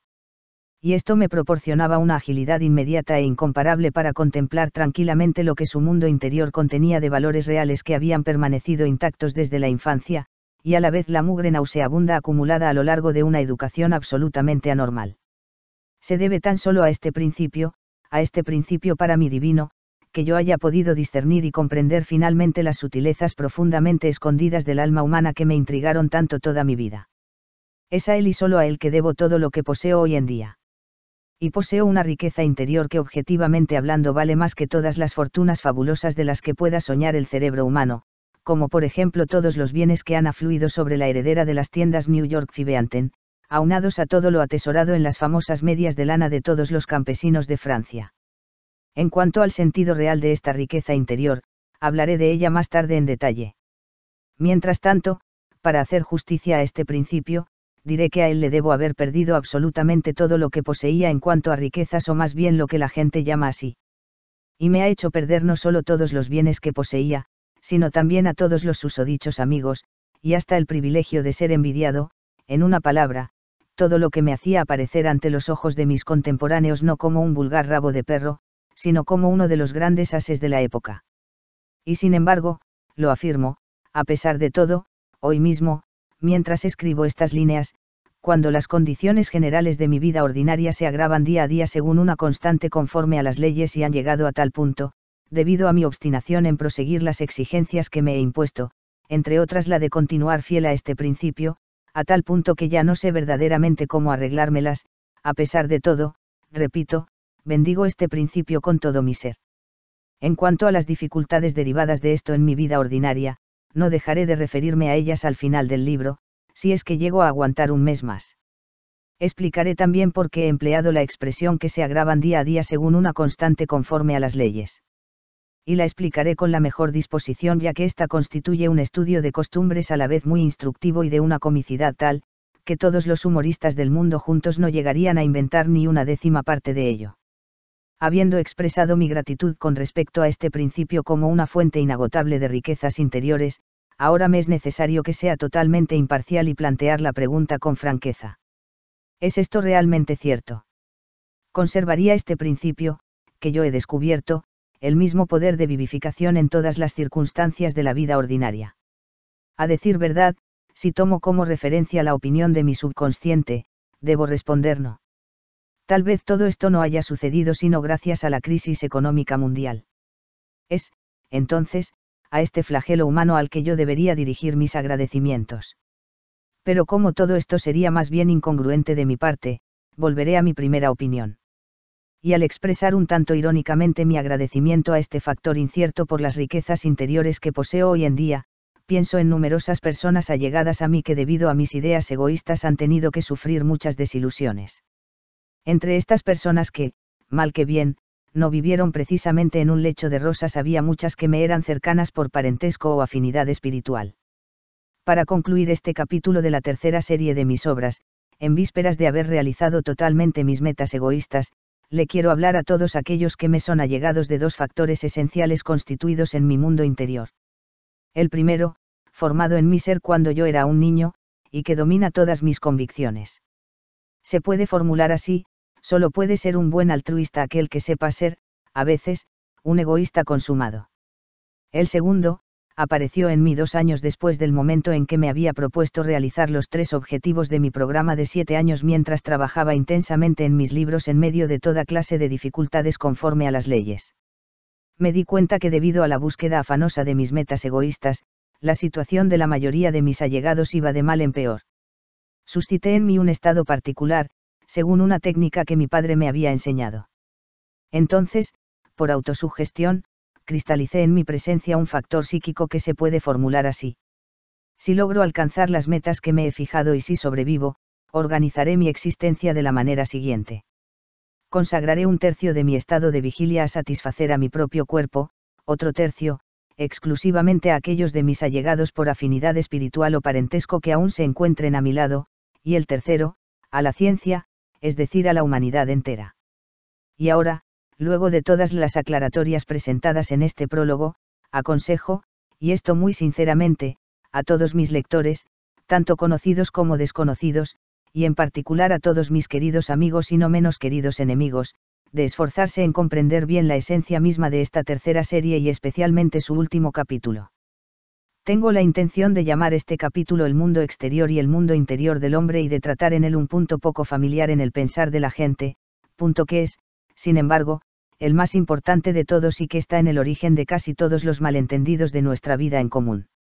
Y yo les recomiendo muy sinceramente comprenderlo, aunque sea para permitir a la presencia general de cada uno de ustedes el adquirir un factor pacificador, que puede actuar, incluso subconscientemente, sobre la mayoría de las preocupaciones y de los sufrimientos morales inútiles que conforman nuestras vidas. No por casualidad hace poco empleé la palabra enemigo, sino porque, en primer lugar, los mejores amigos de mi verdadero yo, es decir, de mi mundo interior, aparecen, por muy extraño que parezca, entre algunos de mis muy numerosos indefectibles enemigos actualmente diseminados por el mundo y, en segundo lugar, para que esto me pueda servir como un ejemplo ideal para el capítulo final y, por consiguiente, así lo pienso utilizar. Al acordarme ahora por asociación de alguno de esos enemigos particularmente queridos a mi mundo interior y al sentirme sinceramente emocionado con este recuerdo, quiero aquí mismo, para su agrado o su desagrado, citar en este prólogo algunas de las numerosas sentencias de sabiduría popular que, por medio de ciertos legamonismos, nos han llegado desde los tiempos más remotos. He dicho para su agrado o su desagrado porque ignoro en cuál de las dos corrientes del río de la vida se encuentran en este momento. Tanto tiempo ha transcurrido. Se han mantenido en la corriente del río de la vida donde, sin piedad hacia mí, yo los había dirigido, corriente destinada a reunirse tarde o temprano con el inmenso océano, de eso no sé nada. O quizá las tentaciones de la vida, también conforme a las leyes, los han arrastrado en la corriente que tarde o temprano debe caer en los abismos subterráneos para allí proseguir un proceso involutivo. Una de esas sentencias de sabiduría popular dice: el hombre no es un cerdo para olvidar el bien, ni un gato para recordar el mal. He aquí otras. Un solo rechazo hacia quien no tiene ni conciencia ni consideración reducirá a la nada las 1000 bondades que usted le había prodigado. Solo es digno de ser adepto de una religión quien al recordar el daño que otro le hiciera, no buscará de hacerle mal alguno. Usted solo tendrá verdadero sentido común el día en que aprenda a diferenciar lo que le será bueno o malo mañana de lo que le parece bueno o malo hoy. Es tal la naturaleza del hombre, que, al primer regalo que usted le hace, se arrodilla, al segundo, le besa la mano, al tercero, se inclina, al cuarto, le basta con inclinar la cabeza, al quinto, se vuelve confianzudo, al sexto, le insulta, y al séptimo, le demanda por qué usted no le ha dado lo suficiente. Introducción. Mientras me afanaba, jadeante, con el último capítulo de la segunda serie de mis obras, en el proceso de mi pensar subconsciente, es decir, en el curso automático de mis pensamientos, el centro de gravedad de mi interés se dirigía continuamente hacia el asunto siguiente, con que comenzar la tercera serie de libros que había proyectado escribir, esta serie que, según mi convicción, estaba llamada a llegar a ser en un futuro próximo una enseñanza constructiva para todos mis semejantes. Criaturas de nuestro Padre común. Pero debo confesarlo aquí con toda sinceridad, poco después de haber escogido este género de actividad, quiero decir, el oficio de escritor, porque correspondía mejor a mi estado físico imprevisto y, luego de haber comprendido claramente, a medida que este estado físico se mejoraba, que ciertas explicaciones escritas aportarían a la mayoría de mis contemporáneos así como a las generaciones futuras un inmenso beneficio, resolví servirme de la tercera serie de mis obras para corresponder conscientemente a la gran naturaleza por mi aparición y por mi existencia, no simplemente como vida ordinaria, llenando automáticamente un papel necesario para esta gran naturaleza para sus realizaciones generales, sino aún mucho más como unidad independiente, determinada, consciente, capaz de una evaluación de sí imparcial, y dotada de la posibilidad de un perfeccionamiento de sí integral.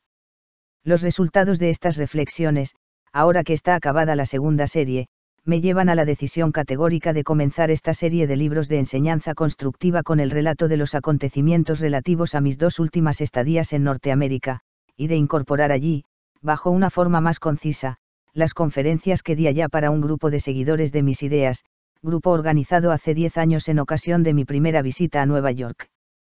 Y es mi decisión comenzar por esto, porque esas conferencias, tal como las había concebido, me permitirán establecer las bases de todo lo que me he propuesto introducir en la vida consciente de los hombres por medio de la tercera y última serie de mis obras.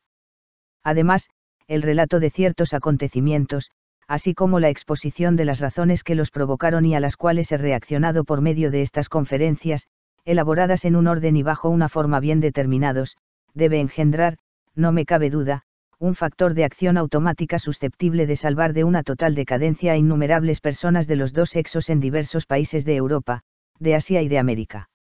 En este libro de introducción a la tercera serie expondré entonces la quinta esencia de 5 conferencias que he dado en Nueva York a fines de 1930. Para los lectores de esta serie de mis obras, cualquiera que sea el grado de conciencia que cada uno de ellos se atribuya, no estará de más, en mi opinión, saber de qué concepto y de qué presentimiento instintivo ha nacido en mí la fórmula de la que me acabo de servir, corresponder a la gran naturaleza. Esta expresión, brotada de mí casi involuntariamente, ha nacido del conjunto de mis convicciones instintivas y conscientes según las cuales puedo estar seguro de cumplir, por este acto de redactar la tercera y última serie de mis escritos, lo que considero como el más imperioso de los deberes del hombre que haya alcanzado la edad responsable, y que consiste en la obligación de transmitir a la posteridad, según su propia individualidad, ciertos conocimientos provechosos. Yo tendré así, con la certeza de justificar plenamente, a título totalmente subjetivo esta vez, todos mis esfuerzos intencionales y mis renuncias conscientes a la mayoría de las ventajas cristalizadas en la vida de los hombres contemporáneos, que siempre me habría sido muy fácil obtener, la esperanza de experimentar, en el instante de mi último suspiro, sin la menor duda intelectual, emocional o instintiva, el impulso, sagrado para el hombre, que los antiguos esenios llamaban satisfacción imparcial de sí.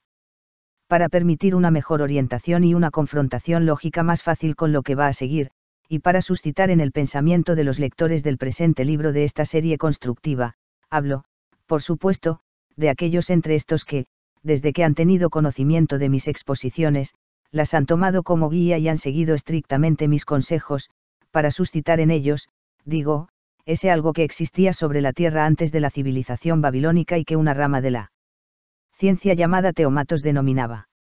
Factor vivificador de percepción objetiva, quiero de inmediato describir 2 hechos acontecidos en el proceso de mi vida ordinaria durante el periodo de mi actividad de escritor, esforzándome en aportar a los lectores ciertos datos cuyo conjunto podrá ayudarlos a representarse claramente estos hechos y a comprenderlos en su verdadera perspectiva.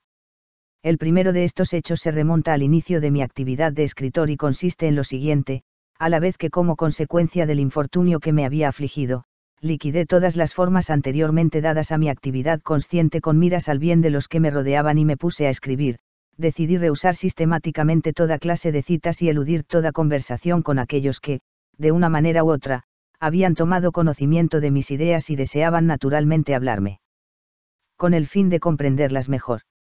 Y tomé esta medida desde el comienzo mismo, con el fin de no llegar a soportar en mis asociaciones mentales, o en todo caso hacerlo en un grado menor, el choque de todas las cuestiones abstractas inconsistentes que me obligaban, estos últimos años, a adaptarme a los diferentes niveles de comprensión de las personas que venían a verme. De una manera más general quería sustraerme a las impresiones ordinarias de la vida contemporánea, que me eran inútiles y arriesgaban perturbar el tempo ya establecido de mi pensar, en esta tarea que me había impuesto voluntariamente. Para dar un ejemplo característico de este aislamiento interior deliberado con referencia a las impresiones exteriores dañinas a mi actividad de escritor, pienso que me bastará decir que durante todo ese tiempo no leí jamás ni un solo periódico y ni siquiera he tenido uno entre mis manos, y que fue casi lo mismo con las cartas y los telegramas.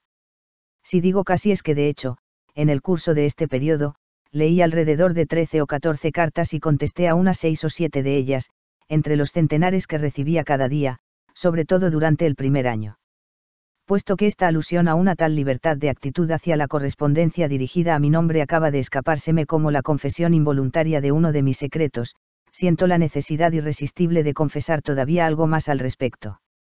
Especialmente porque esto estará en perfecto acuerdo con el principio fundamental que he aplicado siempre en la vida ordinaria y que se formula así: cuando se hace la fiesta se hace hasta el final, incluidos transporte y embalaje. Es necesario decir que después de mi accidente de automóvil, cuando cerré las puertas de mi casa a todos aquellos, con la sola excepción de los representantes del gobierno francés, que ya me conocían personalmente, o que habiendo oído hablar de mí tenían simplemente curiosidad de verme, sin duda para ir a husmear por sí mismos a qué me parecía y cuáles eran mis ideas, y cuando, al año siguiente, fui literalmente bombardeado con grandes montones de cartas, encargué a una persona, entre mis allegados, de abrir estas cartas sin dármelas y si no había en ellas trazas de cierta pieza adjunta ni ninguna mención a su envío inminente, de destruirlas de tal manera que hasta su olor astral desapareciese de mi casa. En cambio, si había uno de esos pequeños papeles, entonces, para retomar mi expresión acostumbrada, según el número de ceros ingleses, o a falta de ellos, americanos, que los adornara, debía proceder de la siguiente manera.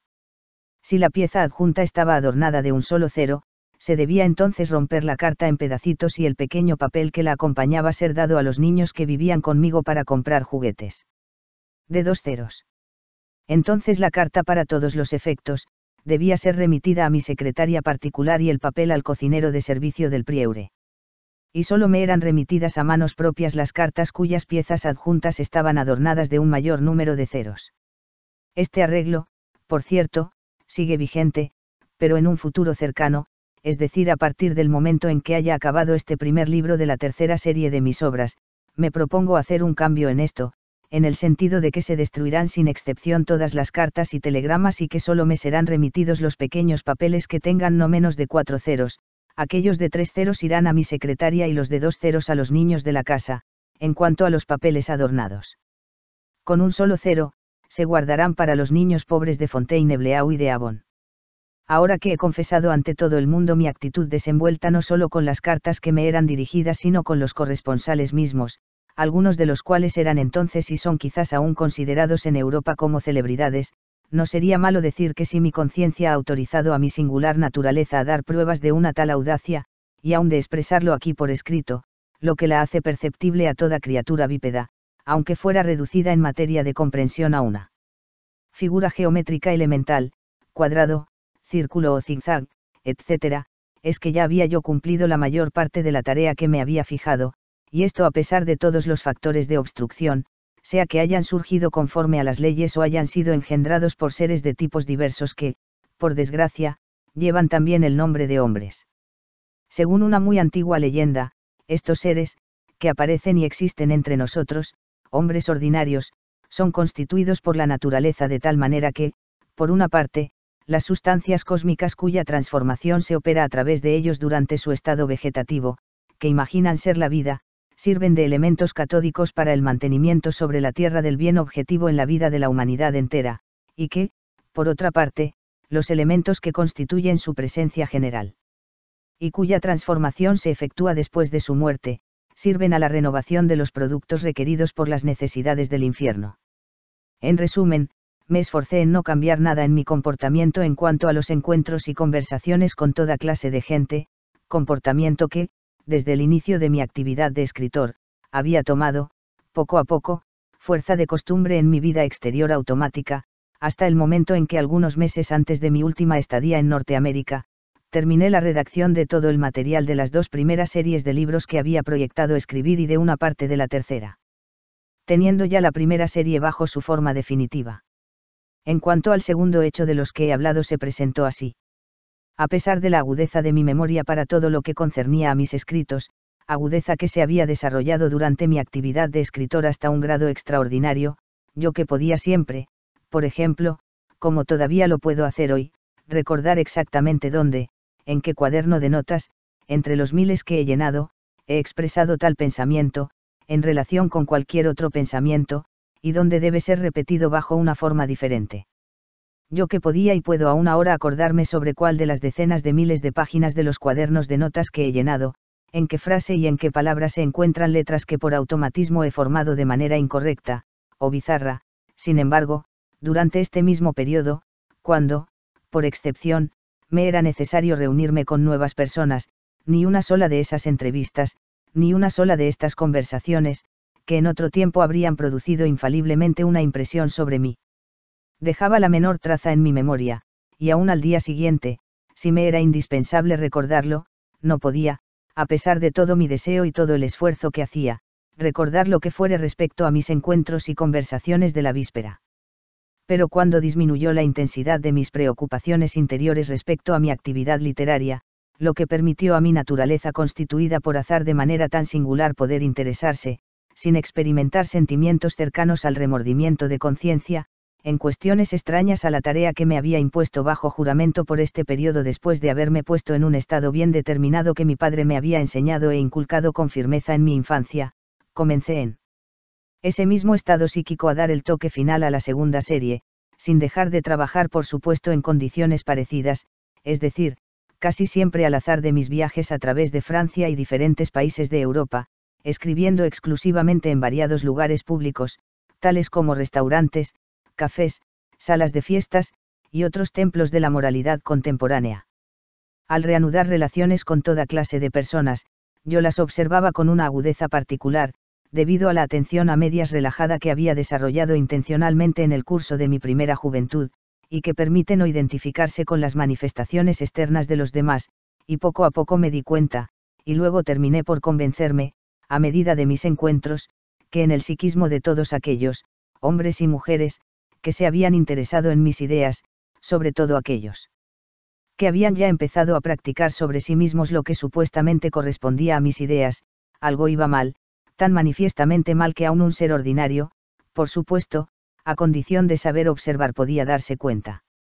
Estas comprobaciones repetidas comenzaron a inquietarme e hicieron surgir poco a poco en mi psiquis una sed imperiosa de comprender cuáles eran las causas de este hecho. Así, cuando encontré de nuevo a estas personas me puse a observarlas muy particularmente y a sondearlas con preguntas indirectas a fin de sacarles todo el material que necesitaba para comprender el origen real de este hecho extraño y para mí tan entristecedor. Cada uno de estos encuentros, así como las asociaciones provocadas por el recuerdo de ese hecho inexplicable, llevaban mi interés y mi sed de comprensión a tal grado que esto llegó a ser para mí casi una idea fija. Por añadidura, mis pensamientos automáticos al respecto comenzaron a comprometer seriamente mi lucha interior constante contra el rechazo, conforme a las leyes, de mi naturaleza a someterse a mi conciencia, y reducían así la posibilidad de una plena concentración sobre mi trabajo cuya continuidad reclamaba toda mi atención. Pero cuando a fines de 1930 llegué a Nueva York y cuando, desde el primer día, al tomar contacto con numerosos norteamericanos seguidores de mis ideas, noté en la mayoría de ellos el mismo fenómeno, esta comprobación produjo en mí una impresión tan profunda, y la reacción fue tan violenta, que mi organismo fue presa de un escalofrío parecido al que se apodera de las personas afectadas por lo que se llama la fiebre amarilla de Cusca. Y con el fin de esconder de los demás mi propio estado interior, tuve que recurrir más que nunca a mi viejo hábito de bromear en la conversación para que nadie se diera cuenta. Pasado un largo tiempo, volví a encontrar la calma. Después de haber reflexionado, comprendí que para llevar a cabo los planes que eran el objeto de este viaje a Norteamérica y que concernían, entre otros, la cuestión financiera, podría arreglármela sin este grupo. Decidí entonces hacer todo lo que estuviera en mi poder, una vez que hubiera dilucidado por medio de contactos personales con cada uno de sus miembros la manera exacta en la que se había formado, poco a poco, en su individualidad esta particularidad psíquica original, para desarraigar, al menos en un gran número de ellos, este mal debido a una mala comprensión de mis ideas, así como a ciertas otras causas que ya entreveía.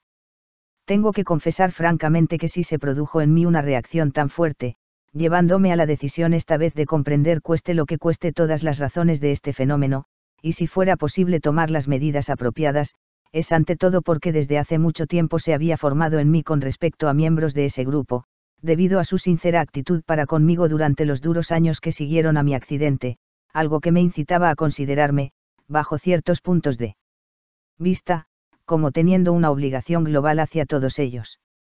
El relato de los acontecimientos que siguieron a esta decisión podrá ilustrar, para todo lector seguidor de mis ideas, las causas profundas de este hecho tan nefasto, en un sentido objetivo, y para mí personalmente tan lastimoso.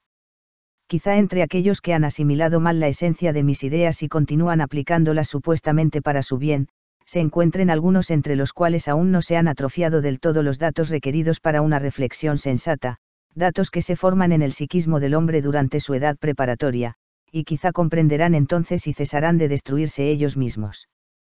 Por otro lado, para todo lector, quien quiera que sea, el contenido de las 5 conferencias que hice para los miembros de este grupo durante mi estadía en Nueva York, conferencias que precisamente formaban parte de las medidas que había tomado tratando de remediar estas funestas consecuencias, surgidas por incomprensión, podrá aportar, a mi parecer, la primera vislumbre de verdad. Considero desde entonces muy oportuno, tal como ya lo he dicho, contar estos acontecimientos y hacer de ellos el tema central de este primer libro de la serie constructiva de mis obras. Ahora bien, la misma noche de mi llegada a Nueva York, el 13 de noviembre de 1930, por iniciativa de algunos miembros de este grupo, norteamericanos de pura sangre a juzgar por su aptitud para encontrar los medios para economizar el tiempo, se organizó una reunión general para conocerme y darme personalmente la bienvenida en uno de los estudios del célebre Carnegie Hall, reunión a la cual había sido convidado en el barco al entrar en el puerto de Nueva York, por el señor San, que era en esa época el suplente oficial del señor Orage. Este, en virtud de ciertas circunstancias, debidas mayormente a mi desafortunado accidente, había llegado a ser el primer representante de mis ideas en Norteamérica, posteriormente el guía principal de este grupo, quien se encontraba entonces temporalmente en Inglaterra. Casi todos los que habían venido esa noche me eran además conocidos, sea que los había encontrado en el curso de mi estadía precedente en Norteamérica o que me habían visitado en Francia, en el castillo del Prieuré, que había sido estos últimos años mi lugar permanente de residencia. Llegué a esta reunión general acompañado de varios de mis secretarios traductores, que compartían el viaje. Desde los primeros saludos y mientras se entregaban a su famosa manipulación llamada saque hands, volvía a encontrar en sus caras y en sus miradas ese algo que ya había constatado en Alemania, en Inglaterra, en Turquía, y en otros países de Europa, entre las personas que habían llegado a ser, de una manera u otra, seguidores de mis ideas, y fue entonces que resurgieron en mí los datos ya constituidos con referencia a estos norteamericanos y que me llevaron, al cabo de un momento, a la decisión categórica de tomar por su bien, si aún había el tiempo, ciertas medidas apropiadas. Una vez que estos saqueands y todos esos intercambios habituales de palabras vacías llamadas amabilidades, particularmente de moda entre los norteamericanos, llegaron a su fin, le pedí a mi secretario leer en voz alta el capítulo final de la primera serie de mis obras recientemente terminado, y que, según una costumbre bien establecida, guardaba siempre en su maletín con todo mi trabajo del día. Mi intención era crear de esta manera las condiciones requeridas para observar libremente a los oyentes. En cuanto a mí, sentado aparte, en una esquina, observaba atentamente a cada persona al mismo tiempo que ideaba en el pensamiento un plan de acción relativo al conjunto del grupo, así como a cada uno en particular. Esta primera noche, como se hacía tarde, interrumpí al lector a la mitad del capítulo y, dirigiéndome a todos los asistentes, prometí, en primer lugar, organizar a la brevedad una nueva reunión para terminar la lectura y luego les propuse que escogieran ellos mismos 3 o 4 de ellos que vendrían a verme 3 días después en compañía del señor San a fin de que decidiéramos conjuntamente todas las cuestiones relativas a mi estadía en Nueva York.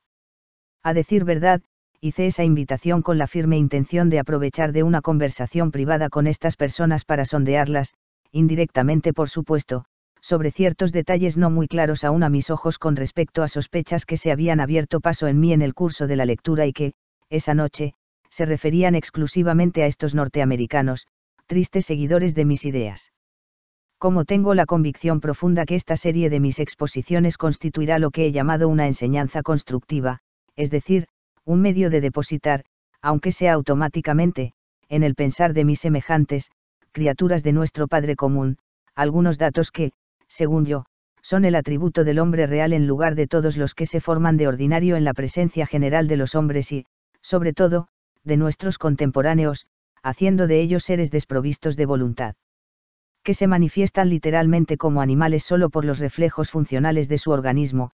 Quiero desde el inicio de esta serie hablar también de ciertos hechos exteriores cuya narración quizá parecerá a primera vista, al lector ingenuo, como una simple sucesión de palabras desprovistas de sentido, mientras que para un hombre que tenga el hábito de reflexionar y de buscar el significado de los relatos alegóricos. Si él lleva a cabo el menor esfuerzo para no ser el juguete de sus pensamientos automáticos y si recurre a una atención un poco más intensa, estos mismos hechos se revelarán ricos de sentido y él captará y comprenderá verdaderamente muchas cosas.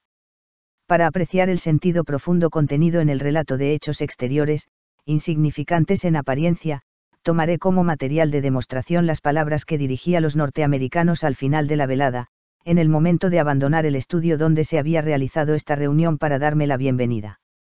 A punto de salir, me detuve en el umbral, di media vuelta y, dirigiéndome a ellos en tono mitad en broma, mitad en serio, como me es propio en ciertas ocasiones, les hablé en estos términos. Poderosos señores, poderosos, pero solo a medias más un cuarto, y ustedes, cuán todopoderosas damas de este continente donde se cosecha el dólar. He sido verdaderamente muy feliz de encontrarlos. A pesar de que, durante todo el tiempo en que he estado sentado entre ustedes esta noche en la bienaventurada esfera de vuestras irradiaciones de latas de conserva, he almacenado mucha energía y quizás aún más de la que hace falta para alcanzar la meta que me he fijado al venir aquí. Sin embargo, para mi infortunio, o para el vuestro, no lo sé, se ha despertado en mí este impulso que me es muy familiar, pero que no se había manifestado jamás durante todo el tiempo de mi actividad de escritor. Quiero hablar de este impulso de conmiseración por ciertos adultos cuyos vanidosos padres o tutores, aprovechándose de la ausencia de juicio durante la edad preparatoria de estos futuros desechos, los han persuadido, al asegurarles por supuesto un apoyo financiero calculado según los mejores métodos de contabilidad a la italiana, de llegar a ser, desde su edad responsable, médicos psiquiatras, conmiseración que se extiende, por otra parte, en este caso, a todos los desafortunados que vegetan en el fondo de esos asilos de alienados, organizados en escala norteamericana. A decir verdad, no estoy aún convencido yo mismo de la causa exacta del despertar de este impulso indeseable. Todo lo que sé por el momento es que su acción ha comenzado, poco a poco, a hacerse sentir en el curso de esta lectura del último capítulo de la primera serie de mis obras, mientras que sentado en una esquina observaba por aburrimiento la expresión de sus caras, cuando me pareció ver sobre la frente de cada uno de ustedes, a veces de uno, a veces de otro, destacar claramente la inscripción. Candidato para el manicomio. He dicho por aburrimiento, porque el contenido de este capítulo, en el cual cada frase la tuve que meditar y meditar casi día y noche durante 3 meses, me parecía más fastidioso que vuestra famosa caballa que me he visto obligado a comer mañana y noche durante 3 meses en ocasión de mi primera estadía entre ustedes, por ser el único alimento fresco del que ustedes disponen. Después de lo cual, dando a mi voz la entonación que se enseña en los monasterios bajo el nombre de tono de humildad confusa, agregué. Por otra parte todavía no estoy del todo seguro de lo que he visto, quizás únicamente me lo imaginé, como sucede a menudo a aquellos cuyo psiquismo ha sido fuertemente sacudido. porque luego de 6 días ininterrumpidos de cabeceo y balanceo en pleno océano y de la frecuente absorción del noble Armagnac francés, del cual aseguré la constante regularidad de vibraciones al ingerir los elementos activos de los no menos nobles abrebocas alemanes, continúo hoy en día sintiéndome extraño como se dice. 3 días después de esta importante reunión estadounidense, reunión que los habitantes de este país habrían descrito cada uno a su manera, los que han llenado sus bolsillos de dólares, poco importa por qué medios, como una velada poco banal, y aquellos en que la ausencia de estos dólares ha llegado a ser crónica, como un día de menos antes de la hora de nuestro último suspiro, 3 días después, digo, vinieron donde mí, conducidos por el señor San, los 5 norteamericanos de los que acabo de hablar.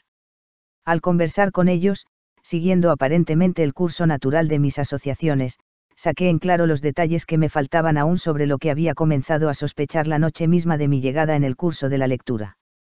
Les diseñé entonces un cuadro revelador de todas las constataciones que había hecho respecto a la aparición, en el psiquismo de los seguidores de mis ideas, de esta extraña particularidad y de las perspectivas que ella entrañaba, luego habiéndoles brevemente de las razones que me llevaban hoy en día a Norteamérica y de la imposibilidad en que estaba de reservarle mucho tiempo a los miembros de su grupo, les rogué evitarme lo que había sucedido los últimos días en que, como consecuencia de las visitas de uno u otro de sus compañeros, con sus preguntas a veces completamente idiotas, yo no había encontrado el modo de escribir una sola palabra. Les propuse entonces constituir una especie de comité y encargarse la tarea de organizar, 2 veces por semana, reuniones generales de su grupo a las cuales siempre me esforzaría por asistir.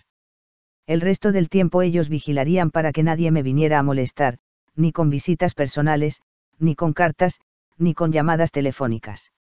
Después de lo cual decidimos en conjunto, con el fin de economizar mi tiempo y por muchas otras razones, tener estas reuniones en mi apartamento, pero no admitir a más de 50 personas, tomando en cuenta las dimensiones limitadas de la pieza principal.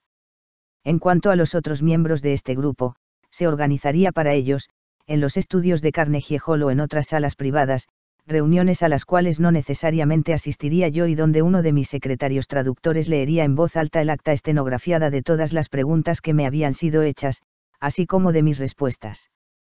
Para concluir, les pedí, hasta nueva orden, no repetir a ningún miembro de su grupo nada de lo que les había dicho y agregué. Con gran pesar de mi parte, las conclusiones que he sacado de mis observaciones e investigaciones de estos últimos días me van a obligar a tomar, respecto a cierto número de vuestros compañeros, durante mi estadía en Nueva York, medidas que los obligarán, ya sea a estar, por cierto tiempo, completamente decepcionados de mis ideas, ya sea a ver desaparecer la fe que se había cristalizado en su individualidad, durante estos últimos años, con respecto al señor Orage y a su autoridad.